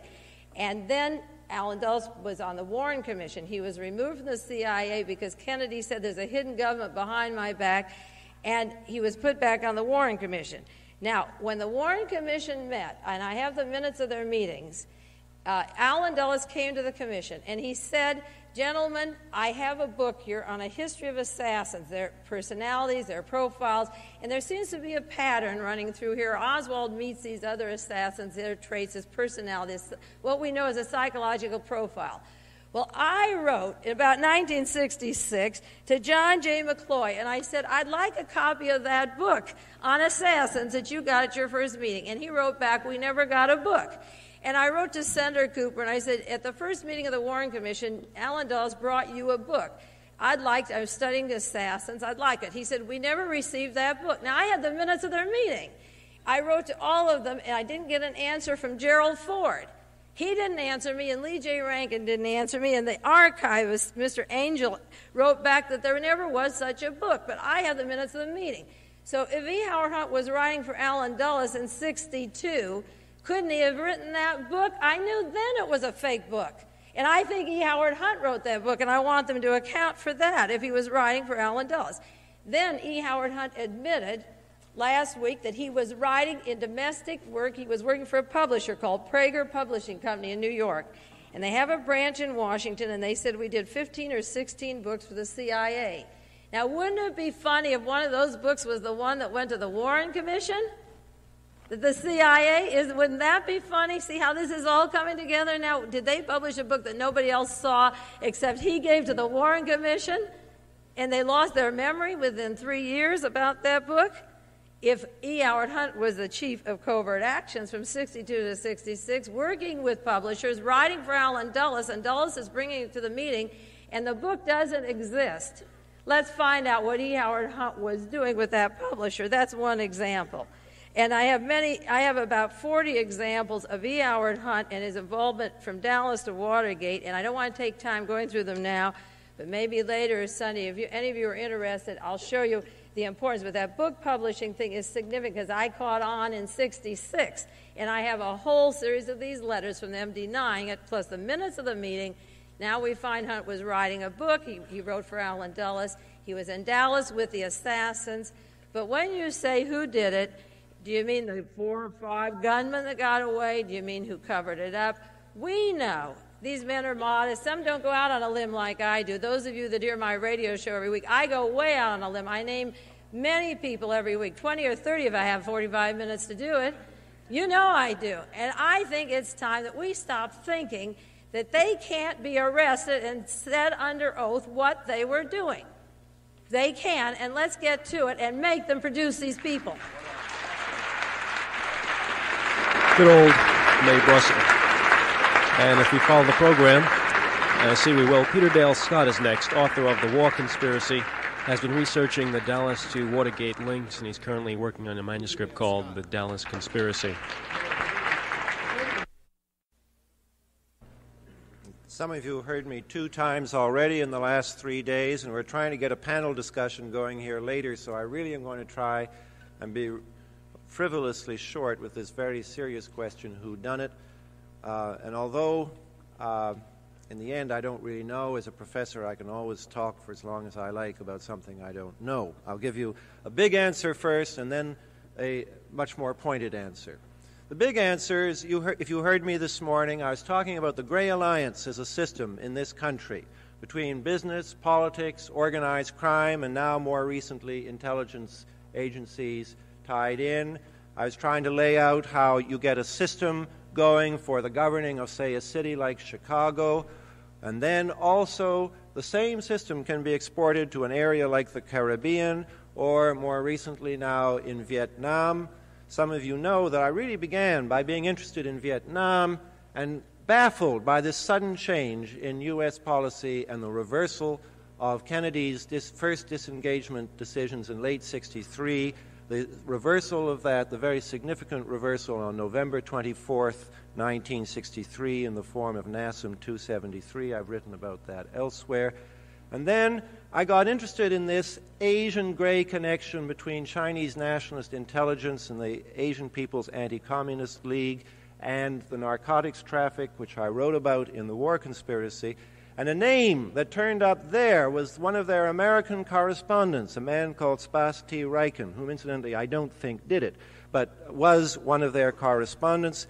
And I said, I've heard that name before. I've heard that name before. And about 6 months later, I was reading the Warren Report again and saw that he was the man who had met Lee Harvey Oswald when Lee Harvey Oswald came back as a disgruntled loner from the Soviet Union.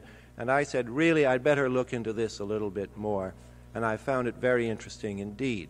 Now, the big answer, I think, is the Gray Alliance. But if you want to name names, all I can say is I don't know who did it, but I do believe, as in the case of Watergate, let's begin with the cover-up and ask certain people questions, and when we get their answers, maybe we'll begin to peel off the layers of the onion, and we'll get back to what really happened.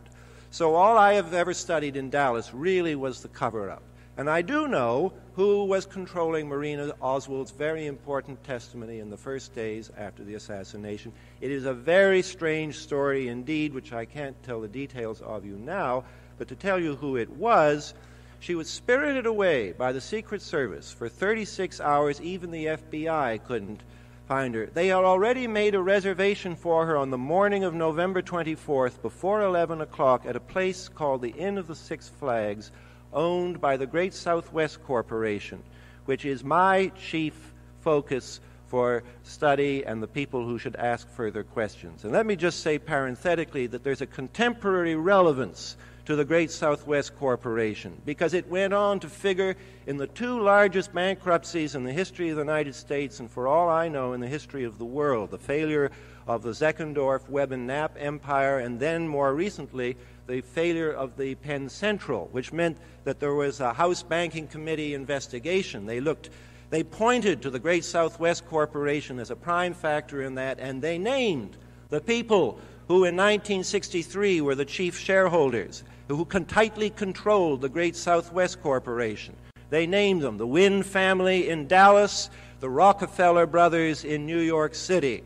So let's find out what they were doing, their employees were doing with Marina Oswald's testimony. First of all, if those of you who know the story, Marina Oswald was given a manager of her affairs, namely the manager of the Inn of the Six Flags, and it was he who made such gifts to American history as selling Life magazine, the photograph of Oswald with a rifle in one hand and the militant in another hand, and a pistol here, and maybe, et cetera, et cetera. And he was fired. And it looked as if that was the end of the Great Southwest Corporation and Marina Oswald's history, because a new lawyer came in and said, "Get out of here, James Herbert Martin," and looked like there was a dispute. But the new lawyer was a man called William A. Mackenzie, and he had been, until very recently, a law partner of Bedford Wynn, who was one of the chief members of the Wynn family who owned the Great Southwest Corporation. And Wynn, Jaffe, and Tinsley, with Mackenzie in the firm, were the lawyers for the Great Southwest Corporation until Mackenzie resigned, and I've been told he resigned in order to become Marina's lawyer. He behaved very strangely, and he can quite properly be called to account for the way in which he behaved. There were two witnesses who testified under oath that he coached Marina as to what to say to the FBI, and they recalled him telling her to testify about the gun, that there were two guns, but there was only one gun that was used. We actually have an FBI memorandum of Marina's testimony where she says exactly what two witnesses said under oath Mackenzie coached her to say. And not only that, there was the whole crazy story about the day that Lee Harvey Oswald went out to shoot at Richard Nixon, and Marina Oswald locked him in the bathroom. Well, they had to change that story. You don't lock people in bathrooms, you lock them out of bathrooms. And they checked the lock, and indeed, like all bathroom locks, it was on the inside, not on the outside. So Marina changed her story. She was pregnant at the time. She had held him inside the bathroom all day by holding one foot here, and her hand on the doorknob. And then they said, no, that really won't work. So there was a third version. This is the one that got to the Warren Commission. It wasn't all day. They just struggled for a few minutes inside the bathroom. We have the documents of every single one of these versions. And the story is junk. Don't worry about it. Even the Warren report discarded the story. What's interesting is who corroborated the story. Well, in order for it to be credible, Nixon had to be invited to Dallas. And a man called Carlson came forward. and said, oh, yes, I invited Richard Nixon to come to Dallas. And then the FBI interviewed Richard Nixon. Richard Nixon corroborated the story. Yes, I seem to remember being invited to Dallas sometime probably in April, which was the right time. It was good corroboration. And then what is most important, this is where the law comes in, Marina's lawyer told the Warren Commission, he volunteered it. He said, I remember when Richard Nixon was coming to Dallas at the invitation of Mr. Carlson. Well, the funny thing is that Mr. Carlson never invited Richard Nixon to come to Dallas, as he knew how badly the story was going because he happened to be the president of an insurance firm where the Winnies were very prominent. And the secretary of his insurance company was a man called Henry Baer, who was William Mackenzie's law partner and sat in every one of these interviews with Marina Oswald. And the very day that she really blew it, I think it was the day when she had one foot on each side of the door, Mr. Carlson wanted out, and he told the FBI, I remember now, I never invited Richard Nixon to come to Dallas. It was Barry Goldwater. Well, if he never did it, how did William Mackenzie remember Richard Nixon being invited to come to Dallas by Mr. Carlson? That is a statement to a U.S. government agency. And if you make a false statement to a U.S. government agency, under oath or not, you are guilty of a felony under 18 United States Code paragraph 1001, I think. I'm not a lawyer up here, but that's what is 1001. Okay. Well, as these may seem like technicalities to you, it's not the big picture. It's the very small picture. But I have always believed that if we are going to get the big picture, we have to keep hammering away at the small picture, at the details. We have to be able to put it back to these government agencies. Here are where people said things that are not true, and it is up to you to go back to those people and get them to explain now, how come you weren't telling the truth about these things way back 10 years ago?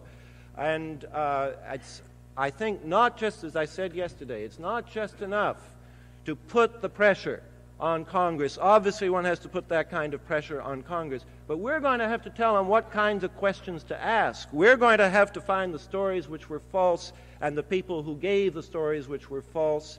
And I don't have more time here now, but I do want to say that I think will turn out to be very contemporary indeed. I'll just close by saying that in 1963, I think this assassination had a lot to do with Cuba and a lot to do with Vietnam.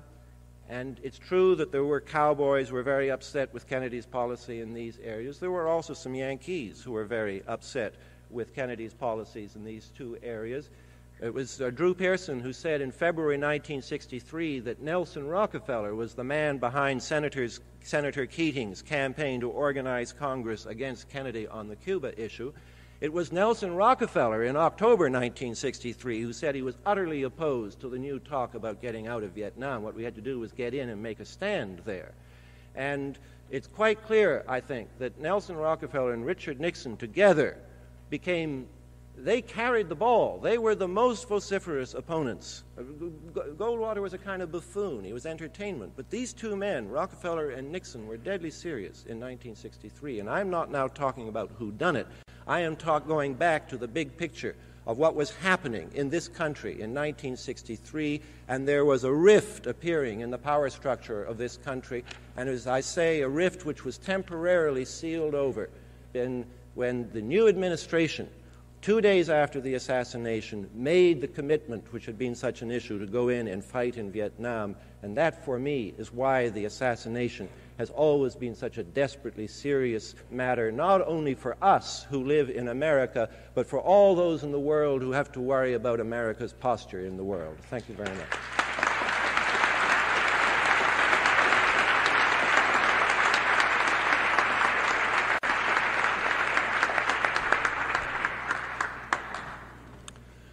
And our last panelist, Mark Lane.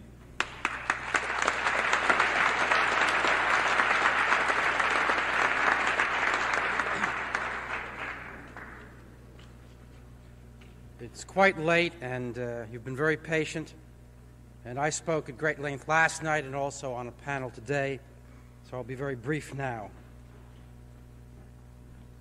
there are, that we know of, two major crimes related to November 22nd, 1963, one crime being the assassination, and the other crime being the cover-up of the assassination. The cover-up was massive in many respects. In one respect, in retrospect, it was really startling because we saw a cover-up executed by the chief executive of the United States. A chief executive which during the latter part of this century assumed greater power than the chief executives previously had in the history of this country. I remember way back when Franklin Roosevelt was president, if he went into a restaurant and there was a member of the United States Supreme Court in there, it was a scandal if one of them didn't leave at once. That was the feeling about the necessity of co-equal branches of government, the executive, the legislative body, and the judiciary. It got to be a point toward the latter part of this century where there was, in fact, one branch of government. The chief executive, the executive branch, legislative branch did almost nothing. The chief executive wanted the power to wage war and wanted Congress to yield that. Then there was a Gulf of Tonkin resolution, and all the power went to the executive. And there was no control of the war by the legislative branch.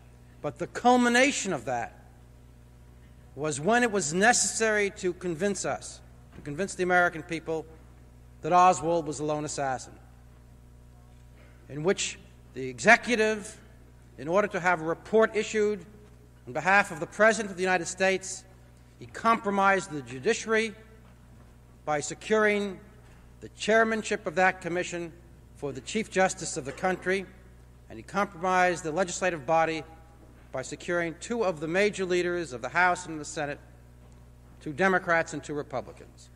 In that fashion, when the report was issued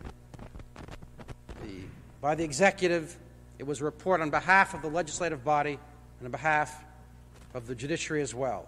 And it was the entire government speaking in behalf of a report which we know now, which many people have known for a long time, to be a totally false document without any redeeming qualities whatsoever. Now, the question is, who did it? Who did the cover-up? We know that. We've known that for more than a decade.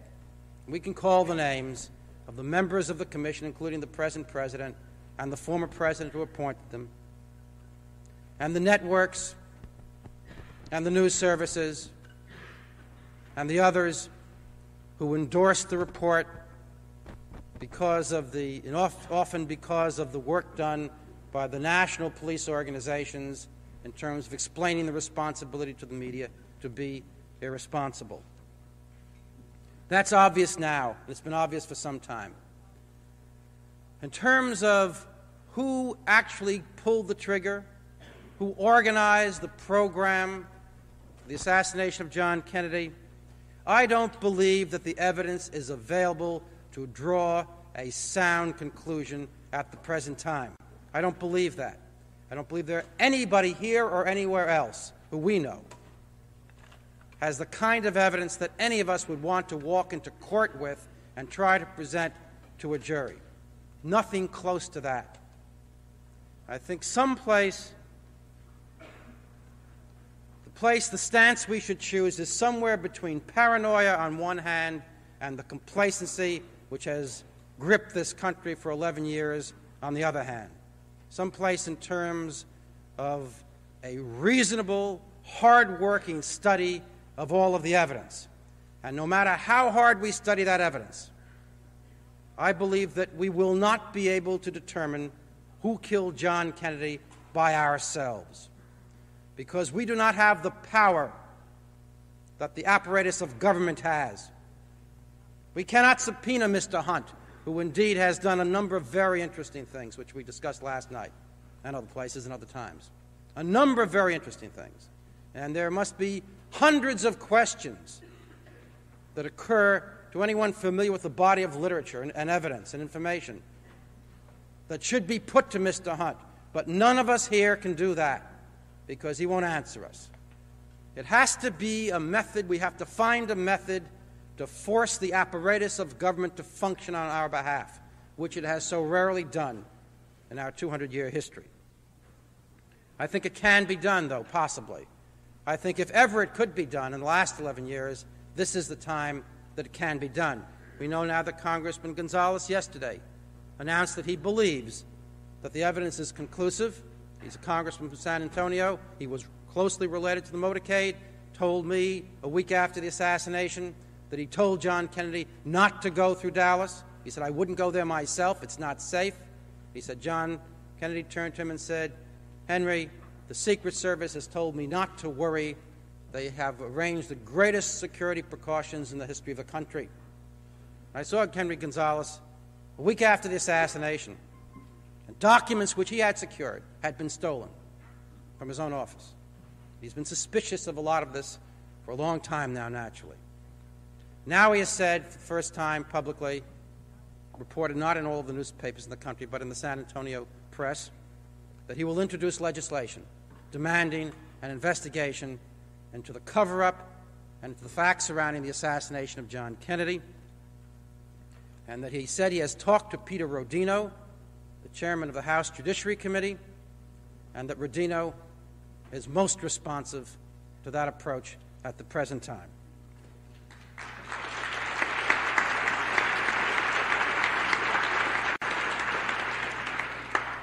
I don't have a lot of faith in that operation, I should say at this point.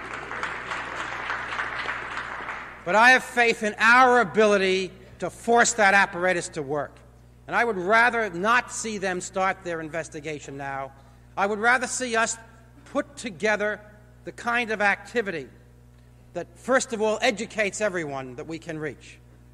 Lectures all over the country, colleges, unions, articles, appearances on radio and television by not one or two or three of us, but by scores of people going out to raise the level of consciousness in this country. That's a small portion of it, but a portion of it. Then the effort of organizing college students and trade unions and all kinds of people and all kinds of groups all around this country to demand that there be a serious investigation. I think that tomorrow we're going to see for the first time really a petition which will be available to us, which will begin to address the will of the American people to the members of those committees of the Congress and of the Senate that have this responsibility. I don't know of a single committee in the United States Senate in the last 25 years which was more likely to be responsive to us in this area than the Select Committee established now under Frank Church. There are people on that committee who over the years have expressed some interest in this matter, which is the most one has ever gotten from the United States Senate. And the consciousness which has resulted in the American people as a result of Watergate has reflected itself in a new Congress. And that is not a Congress which is courageously going to rush in and say, okay, let's do whatever we have to do to change this country. Of course, it is nothing like that. But it is a Congress which will be more responsive to us than any Congress in recent memory. The fact is that when we try to bring about change, we have to use the apparatus which is available and to try to bend it to our needs, the needs for which it was ostensibly established. I know if we get 10 million signatures, I know if there are millions of people in the streets, as they were. There are millions of people in the streets as there were in demands to end the war. Somewhere between paranoia and complacency, as I said, is where we have to be. That if we carry on the kind of operation for something which is very close to us, as the war was, of course there will be the changes. We can affect change. We can control our own destiny. And I think, therefore, that we cannot rely upon Congress at all, but we can rely upon ourselves to push them and move them. And after that is done, and after the educational level is raised, then we have the responsibility, especially those who have a vast amount of information, and there are any number of them here this evening and have been here over the weekend, to function as a committee of liaison with the relevant bodies of the Congress, to see to it that the information is presented, that the appropriate questions are asked of the appropriate people, and the appropriate people are called. And that, I think, has to be our response. And that, I think, must be our commitment. Those 11 years have passed now. They've brought us to the point where I think it is possible to now begin to take that second step. But I think it is the height of irresponsibility to think that we have arrived at the second step, that we don't need that hard work, the struggle that is ahead of us, that we don't need that we have the answers already. Because I believe it is clear that we do not have the answers. And I know various people have various positions to present. And that's fine. I think we have to work out a position which, like a convoy moving through troubled waters, moves at the speed of the slowest ship. And I think the slowest ship here, representing a good portion of the thought of people who have thoughtfully worked in this area for some years, is that we have to try to force the apparatus of government to function. Failing that, should that fail, then there are other suggestions that people have made. A tribunal in which we make our own charges and present our own evidence and do that as openly and publicly as we can, and there are probably other imaginative ideas that we can consider. We should perhaps even consider them now to let the power structure in this country know that they are not our last stop, that there are other efforts which we can make, and let them be aware of that as we are seeking to move them. But I think that must be our commitment, and that must be our responsibility. It's a lot harder to do it that way than it is to reel off the names without the evidence to support the names which we present. It's a lot harder to do it that way. I believe it is the only responsible way to do it. I believe it is the only way that we can do it, which will bring about the kind of change that all of us want. There are many people here with many different views, and tomorrow will not be as exciting. It's not geared as we're going to tell you who actually did it evening. It starts at noon tomorrow. Is it here? In this room? Here? No. You see, we have different views even on that question as to where the meeting will be, but it'll be at the Union tomorrow. Okay. It'll be really important. It's going to be more important to be there tomorrow than it is to be here tonight. More important to be there tomorrow than to watch the Zapruder film over and over and over. It really is. It's more important because tomorrow we begin the hard work. Until today, the discussions were educational. People were curious, learned things that they didn't know before, participated in discussions, and learned things in various areas in terms of what has happened in the last decade in this country. But tomorrow is the important day, because tomorrow is the day when we begin to work out the way that we can finally get the information. And someone said in an earlier panel today, what difference does it make anyway? It happened 11 years ago. Said in essence, something of that effect. A lot has happened during those 11 years, and those who don't understand their history are condemned to relive it. And a number of people said that a decade ago. We have to find out how it happened precisely, what agencies were involved, if in fact they were agencies, what role they played, and how aware of the factual information those people were who told us what was not true was true. That's crucial for us. It's really crucial for us. And that can only be done at this point. We've reached that first plateau. Nobody believes the damn Warren Commission report anymore. And that was a document which stood between the American people. It was the obstacle, the first obstacle, which stood between the American people and the truth about the death of the president and the truth about the cover-up. That has now been removed. It's been removed clearly in the minds of most people. We're now at that second stage, which has come so many years later, a stage in which the consciousness of the people of this country has been raised. It has been raised almost too far. What was unthinkable 10 years ago is thinkable now. In fact, there is nothing that is unthinkable any longer. Nothing. People are willing to believe almost anything at this point. And that places a great responsibility upon us not to say just anything, because it will be believed and accepted. Because before we reach that point of cynicism, there has to be the point of absolute commitment to reality and evidence and hard work. And that's where we are at the present time.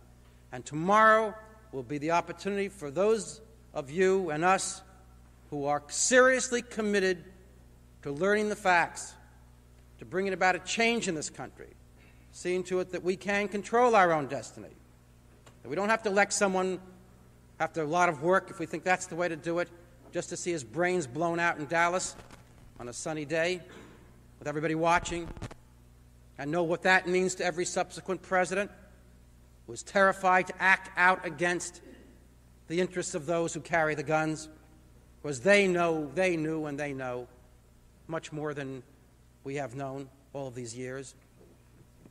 And if we want to live in a kind of country where we can control our lives, then we have a commitment, which I think we have to undertake starting tomorrow. I ask you to be there at noon, to give a lot of thought to this and a lot of discussion to this between now and then, and be prepared tomorrow, come forward with some constructive ideas, and above all, a commitment to the kind of work that's going to have to be done all across this country so that 1975 can be the year, finally, when we find out who killed John Kennedy and why he was killed and why the government of the United States for 11 years has lied to us about that central question.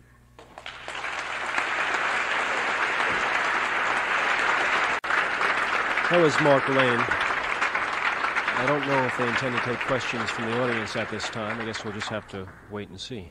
It's getting late. We don't want to exhaust you or ourselves. Why don't we just take about 15 or 20 minutes worth of questions? I'll try to make a brief summary, and then we'll call it till tomorrow.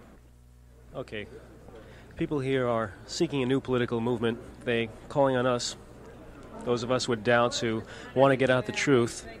They're calling on us to write our congressmen and to support people like Congressman Henry Gonzalez of Texas seeking to reopen examination of the John Kennedy assassination. They're further calling on the people of Massachusetts to write to the surviving Kennedy brother for him to do something. Maybe we ought to hear this question.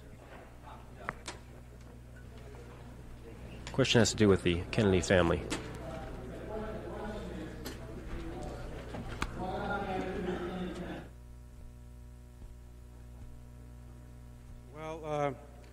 It's an interesting question, not central, I think.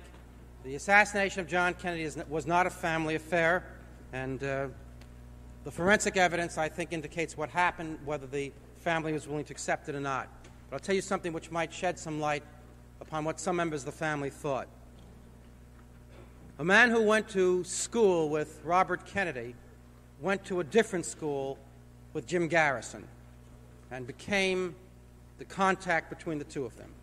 He visited Jim Garrison in New Orleans while the preparation on the Clayshaw case was going forward, and he said to him, "Bobby wants you to know that he completely supports the work that you are doing. He cannot say anything about it publicly now, because he said there are guns between him and the White House. But when he is elected president, if he is, then he will break that matter wide open." And Garrison's answer to this gentleman was, "I think his life is very much in danger as long as he is the repository of any exclusive information. And because of the powerful person he could be on this question if he spoke, his life is in danger. And I think that he's making a terrible mistake," said Garrison, "in thinking that he's going to wait until that moment when he has the power because he's president. Because there's no sanctuary in the White House. He should know that his brother was killed not when he was running for office, but after he was elected. Why don't you take that back to him and ask him to speak out openly and publicly now?" And I was in Garrison's office when the emissary returned after having seen Robert Kennedy. And Kennedy's response through this contact, this courier, was, "He understands what you're saying, and he will speak out as soon as that last primary is over. He'll speak out and break the story then. But he does not want to do anything which will interfere with the primaries. He thinks he has them won now." you don't have to take my word for it, because on numerous occasions that question was asked after I was present and heard that conversation. And all I could say then is, well, feeling I couldn't betray that confidence, which wasn't even delivered to me, I was just a bystander listening. All I could say is, it's not a family affair, let's look at the forensic evidence. Then one night I was doing a television program in Washington, D.C. It was a two-way TV show, and the live studio audience was Jack Anderson, as a matter of fact. And people were calling up, and that question was asked, except it was specifically, what's Robert Kennedy's position on the assassination of John Kennedy? And I started to say, well, I'm not sure it's relevant. I said, 1 second. This is the primary night out there. And it's 10 o'clock here in Washington, D.C., 7 o'clock out there. The polls have closed or about to close. Nothing I say in this local program is going to reach there in any event. I'll tell you. And I told that whole story. I said, so we can just look forward to later this evening or early tomorrow morning, perhaps, if Bobby wins, or perhaps even if he loses and he's out of the race, but certainly if he wins, we can hear him maybe for the first time speak openly about his feelings on this question and how he is now dedicated to breaking the case wide open. Jack Anderson was there, in fact, and wrote a column about that, because a few hours later, Robert Kennedy did not break the case wide open. He was shot, and soon after that he died. And Jack Anderson wrote a column about what he had observed, which he referred to in his column. His headline was Ominous Prediction, which he told the story of what I'd said on the program, but actually it was not, the ominous prediction was not mine. It was Robert Kennedy's, who had spoken about the guns that stood between him and the White House. That's as far as Teddy Kennedy is concerned, I don't know. I know that for a long time Bobby would not talk about the case. I was one of John Kennedy's 2 campaign managers for New York City when he ran in 1960, and worked close. Bobby came in. There were always problems because there was a reform movement with Eleanor Roosevelt and Herbert Lehman, Tom Finletter, and the regular organization led by Carmine DeSapio. And there were always trouble between the two factions during the campaign, and Bobby was always flying in to give direction, so to speak, in a relatively ruthless fashion, but in any event, he came and regulate. And so we had this working relationship of sorts. And after the assassination, I called him some weeks later and said, I want to talk with you. He said, all right. We set a date. This was Tuesday. We set a date for lunch on Thursday. And he said, you don't want to talk about that matter, do you? I said, you never even referred to it. I said, you mean the assassination of your brother? Yes. I said, that's what I want to talk about. He said, I will not talk about that. I will not think about that. I will not talk about that. He said, is there anything else you want to talk with me about at lunch? I said, no, just that. He said, well, there's no sense having lunch then. And I said, I think that you have a great responsibility. He said, I don't want to hear about my responsibility, about that, and I will not talk about that. I called him 2 or 3 more times. The conversation was almost identical, and he would never talk about the assassination of his brother until he was ready that last moment, and then it was too late. How about Jackie? I never talked to Jackie. Jackie testified before the Warren Commission. We know that when they ask about what kind of a dress she was wearing and various other things, that the evidence, the testimony is printed in full.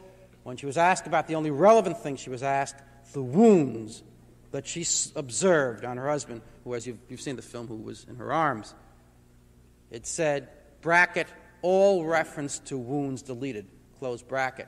So we don't know what she told the commission. I don't know of any investigator who she did talk to. Can you produce that man that you said was the intermediary? It's not necessary, you see, because, as I say, it was on a television program, the entire discussion, prior to the time that Bobby was shot. The intermediary that in other words, you mentioned this man and you named him. Yeah, I know his name, of course, because I was there in the room. It's a confidence which runs between him and Jim Garrison, and I think that Garrison might be willing to release the name, but that's entirely up to him.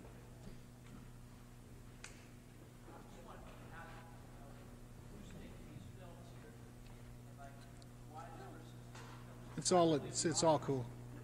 It's all cool. Let's keep on the subject. Yeah.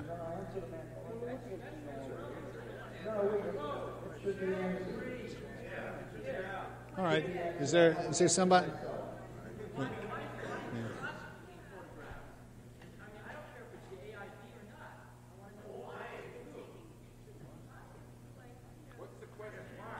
Well, some people are raising questions why about they who's taking doing the pictures taping. of the audience at this event. Is our A.I.B. people somebody who's No, he's asking about filming. which film? Filming, not taping. Who's, He's talking about filming. who's filming?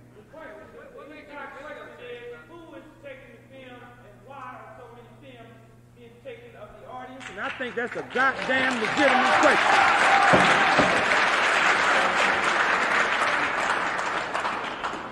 Who's taking?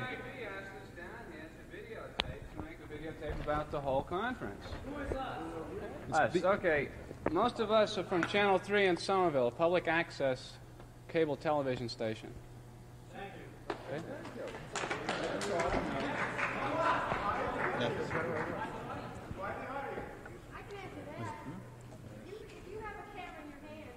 And you have a limited number of people to take pictures of, it gets pretty boring after a while.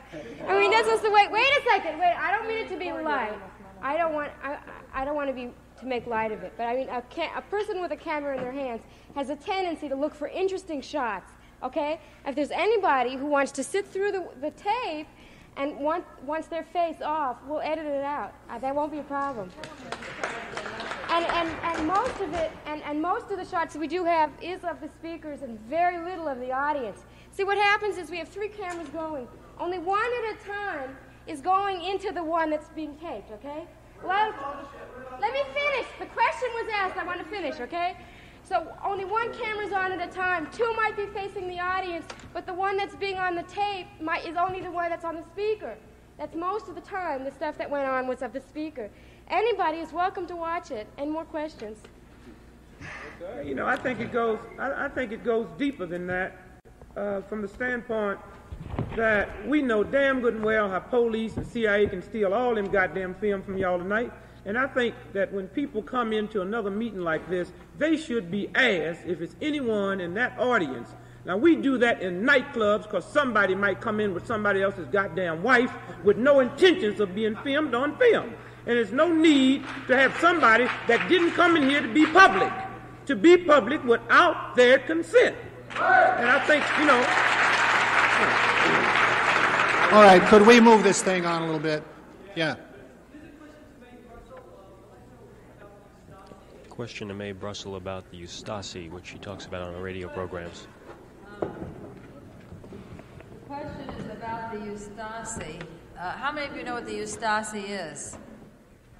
Eustasi is an organization formed in Yugoslavia. Members of the Eustasi killed the king of Yugoslavia in 1934, King Peter. They escaped. 2 members of the Eustasi escaped to Italy, and Mussolini armed them to take over when Hitler went into Yugoslavia, and they formed the most devilish concentration camps and horrors, and they specialize in domestic turmoil and violence and counterintelligence.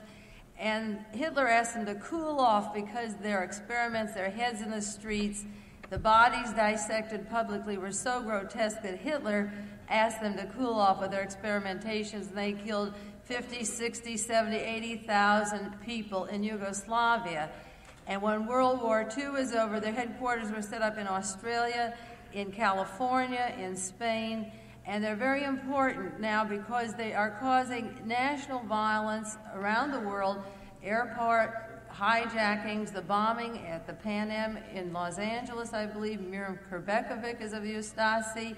A Yugoslavian was put in allegedly by E. Howard Hunt to kill Sirhan Sirhan. There's a contract out there for $25,000 to kill him. The Eustasi are being used as they were in World War II, again in the Nazification of America, to spread terror so that our police state will have a need for a police state. The Eustasi, the war criminals, one of the heads of them, Arturkovich, is living in Huntington Beach, California. There have been deportations for him because of the thousands of people he killed. These were quietly hushed up. He had his 3rd hearing in the last 20 years, and it was turned down that he wouldn't be deported because no country wants him. They won't send him to Yugoslavia because he's a war criminal. Switzerland doesn't want him, so California inherits him. The Eustasi, from headquarters down in Australia, is causing violence at our airports, on our streets, and problems in Europe and around the world as an excuse for more police. Ustasi were active World War II, and they're active now because the war is in our country, and they're continuing here. Don can tell you some more about it, because he and I are working on it. Except to remember that it's not a Croatian problem. These are exiles run by the CIA in the same way that Cubans are run, in the same way that White Russians in the Dallas area were run, in the same way that Latinos in New Orleans were run. But again, you've got to always see that as a second team and not get caught up in the ethnicity, except that the particularly savage kamikaze ethos of this group is beyond almost anything, and they're far less publicized than the Cubans and so on, who have now about outlived their usefulness. Yeah, these are proven war criminals by the hundreds of thousands, and sadism and kamikaze, and this is why that Miriam Kurbekovic in Los Angeles, who had 2 master's degrees in science, who worked at a lab, who had chemical warfare, who could spread biological or chemical warfare over Los Angeles, channeled not by Mr. Colby, but 8 money washings to terrorize all of Los Angeles, blow up airports, Greyhound buses, tie up transportation. They're flexing their muscles. This Kurbekovic doesn't have to stand trial. They say he's too sick. He's not a deaf mute. He's playing dumb. He made $1,000 a week. He was in a very heavy lab that should be investigated. If you want to stop political violence in the United States right now, pressure your congressman to find out who Miriam Kurbekovic is. He came from Yugoslavia to Germany to Canada to Los Angeles to the lab. He's financed. He has a double. He has passports. He's not a mute. And if you want to be safe at an airport or on a street or a shopping center, there's 100,000 ready like him if you don't stop and find out who Miriam Kurbekovic is. Miriam Kurbekovic, he was just apprehended. He blew up the Pan Am, or allegedly, I don't know for sure because of the way our agencies work. He says that he was framed by the same people that own the Los Angeles Police Department. And that man knows, because I know the Central Intelligence Agency owns it. And he's the man who, handcuffed, was supposed to have knocked a hole through the floor of the courthouse last week and was dangling from one floor to the other after killing 3 people with tight security to give the cover that he's insane so he doesn't have to stand trial and spill the beans. They had him dangling between the Los Angeles courthouse, the 2nd and 3rd floor, with a protest sign that Nixon runs insane asylums. I haven't seen any criminal in the California prison system with leg and handcuffs who's protesting with signs dangling between the 2nd and 3rd floor. So you better check him out. Kurbevoic, Murim is his name. And if you don't want to be blown up walking down the street, just check that one case out, and you'll stop domestic violence for the next 5 years. If you pin who brought him into this country. It's just that simple, that particular case. I want to add something to that. We'll let him add, and that'll be it. Let me just add something. It's up to the audience whether they want to stay.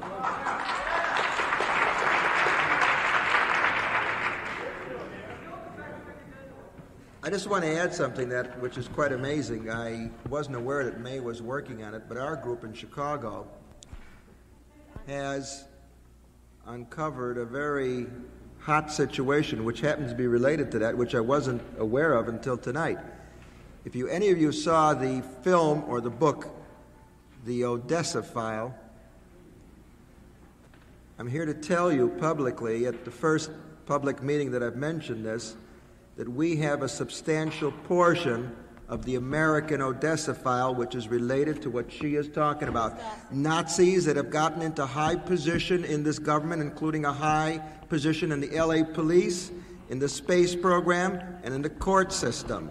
And they were brought in here with fake Irish passports through the help of a certain church. They've been brought in from 1944 on, and Ehrlichman and others in the White House cover this up. That's fascinating. One of the Ustasi we are going to name names. Is high in the space program. I think you're on exactly the same case. It's the American Odessa File, and we have 123 of the names. They're going to be named.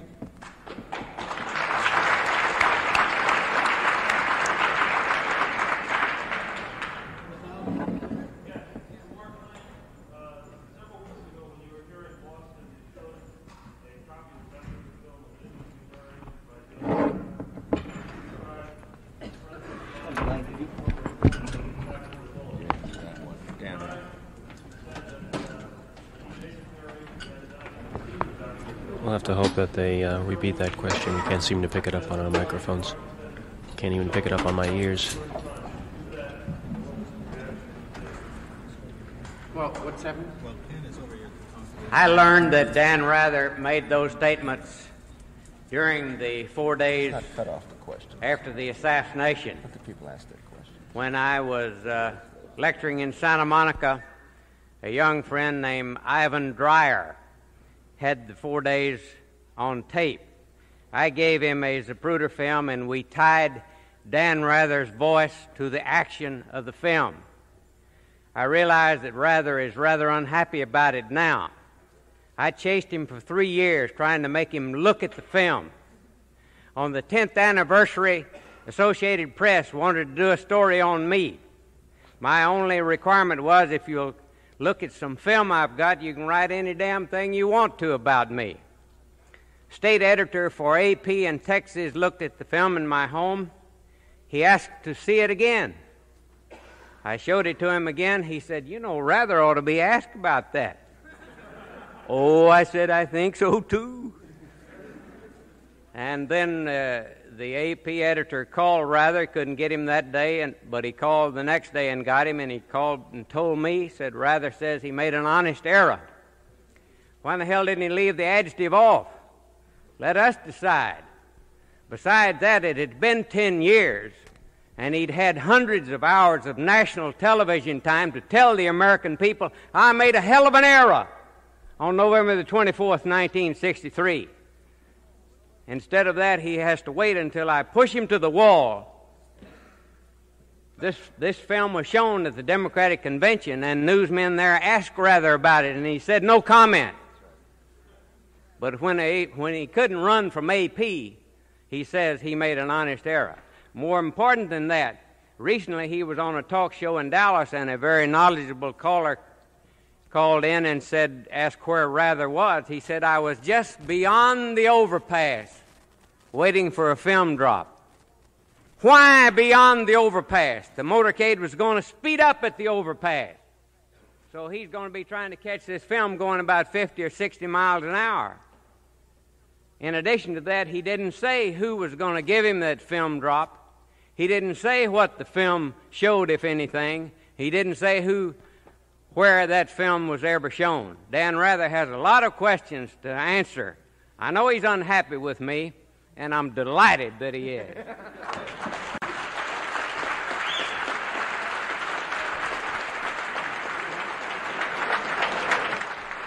Mark,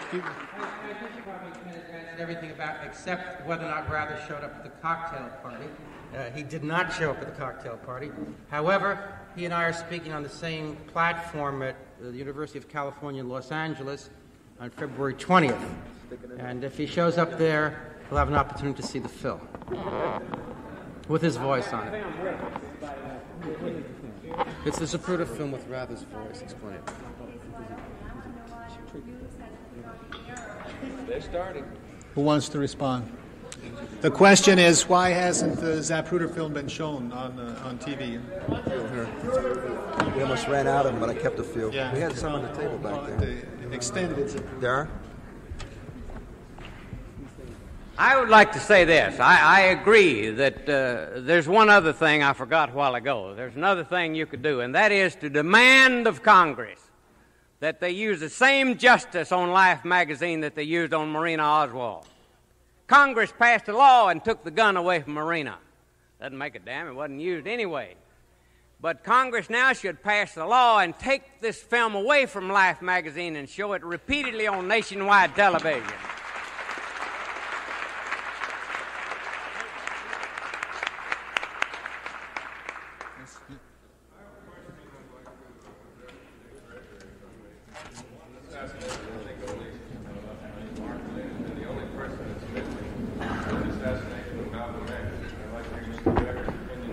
The question is about the assassination of Malcolm X in New York City.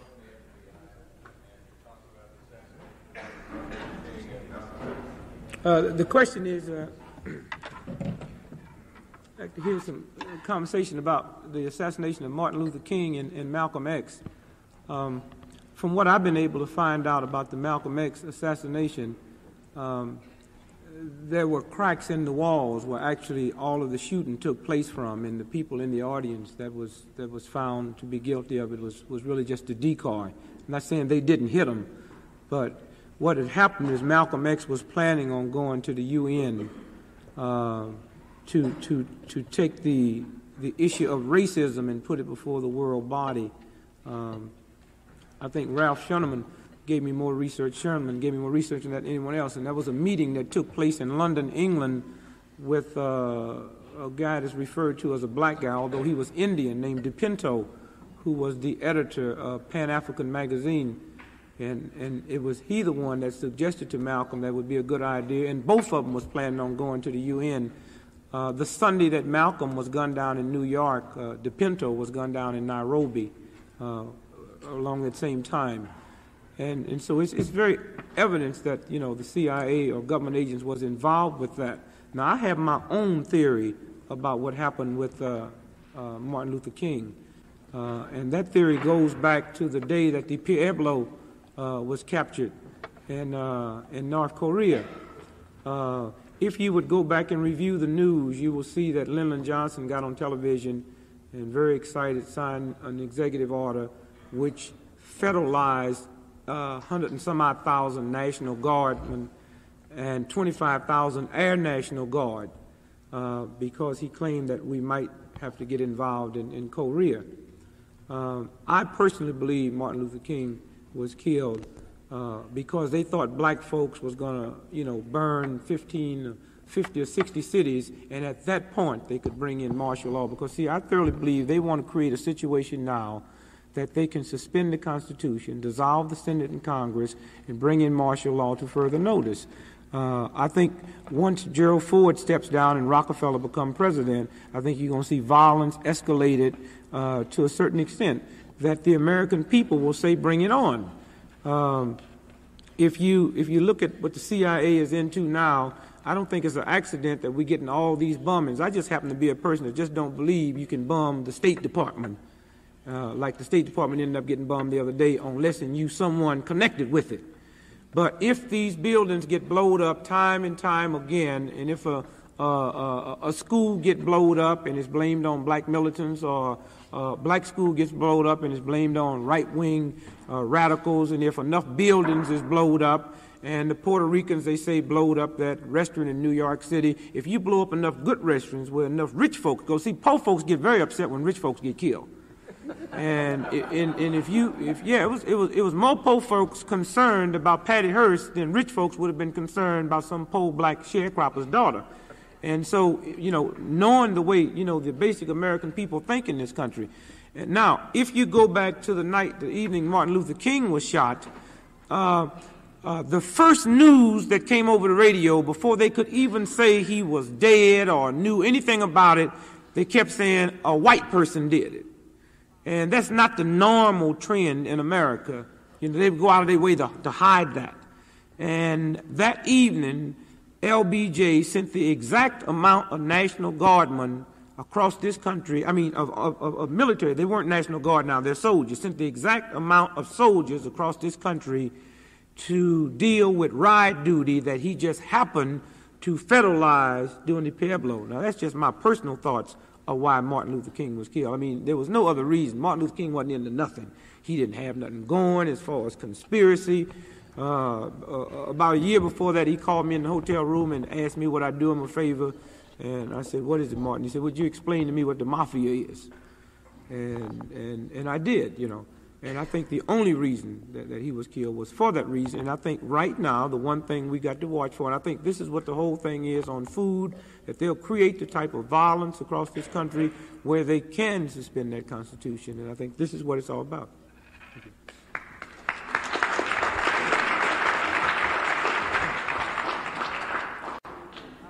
I don't want to ask a question. I'd like to say something, and I'd like to use a microphone so I can be heard because I don't want to have it repeated. Is that possible? I can hear you. Give him the mic. I'd like everyone to hear you for sure. We can hear you. Go on.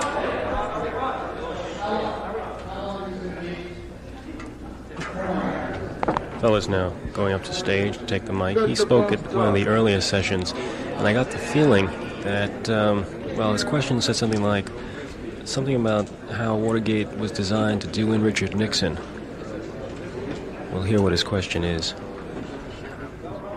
I hope I'm not crazy doing this, but here goes. I've been into this thing for 11 years. I've corresponded with Mr. Jones, Ms. Brussel, and a couple of other people that aren't here, Mr. Sprague, and so forth. And I know some of these fellows in the A.I.B. pretty well, at least Mr. Katz. I wrote to my congressman, and these people say, write to your congressman. I said, okay, I'll write to mine. I wrote to my congressman. I got a letter back. It said, well, what I wrote was simply, I have been in correspondence with this Mr. Gonzalez for 6 months, and I've sent him everything that I've ever heard and got, and he was very thankful for it, and I wish him all the luck in the world. Now, I decided to write to my congressman about letting him know about Henry Gonzalez's intention of reinvestigating the whole thing. Well, I got a letter back from my congressman saying, you should be pleased to know that I have made your comments known to the Justice Department. The Justice Department is not Henry Gonzalez. I wrote to the Irvin Committee when they were in session, and I wrote to them about allegations made by a number of people up here about links between the assassination of John Kennedy and the Watergate case. I got a form letter back, and I got my income tax audited 2 weeks later. You're not playing around with something small. I hear emotional speeches up here. I'm a nobody. You can see I'm nervous. You've heard emotional speeches up here about getting you people together and doing something about it. You're not going to. I heard a woman up here ask a ridiculous question why the Zapruder film has never been on TV. Don't you realize Mr. Skolnick is trying to scare you? He's right. There are people being murdered. There are tremendous things going on. You have the control of the media, politics. Mr. Scott is telling you he can verify these things about business, big business, oil men, and so forth. You're not dealing with something small. Everyone in this room, if you haven't read it, you should read 1984. Mr. Orwell had a crystal ball, and it's frightening. 85% of the people he called proles, they sat on their rear ends, and as someone mentioned, Mr. Gregory, they watched the Super Bowl. You're not going to be able to come here tomorrow and just organize yourselves on some kind of little level. You're going to need, there's 200 million people. You're going to have to get millions of them to listen to you. Frankly, I don't think you can do it. I'm pessimistic about it, and some of the people I've talked to feel the same way. I don't think you can do it. I hope to God you can, because I don't want to have to leave this country. But you're going to need millions of them. Keep that in mind. I've heard people applauding and going, that was a very good speech. Those were nice words. 200 million people. You're going to have to get millions of them. Thank you.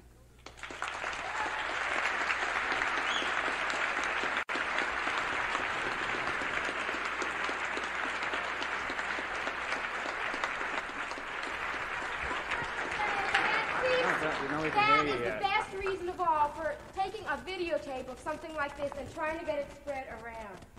There is legitimate reason for people's media.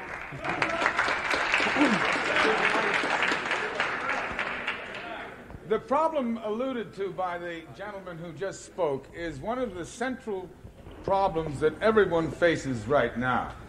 It was shown in studies on word-of-mouth transmission of information, studies done during World War II at MIT, that rumor travels fastest when there is no news from official sources.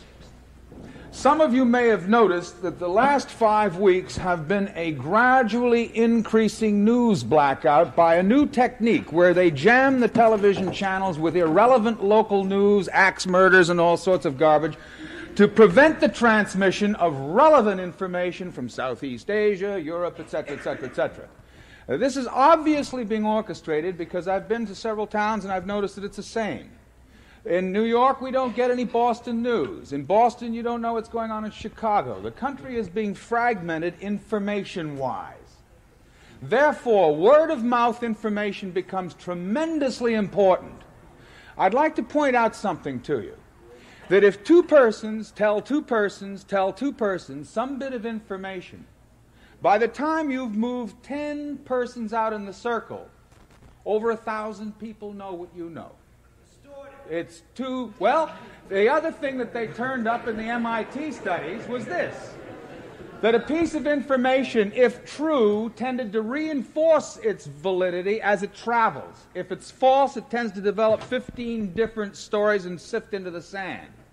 Now, this is tremendously important in times like this when they're trying to put a bag over our heads by filling the channels with a lot of garbage that's designed to jack the anxiety level and to prevent you from thinking straight. So that word-of-mouth transmission becomes tremendously important right now. And I suggest that everybody here, I make this formal suggestion that everybody here tonight make a point of telling at least 2 persons tomorrow who have not been here the gist of what's transpired, particularly what the Zapruder film looks like. And ask each one of those 2 persons to pass it on to 2 more people and see what the net result of that is.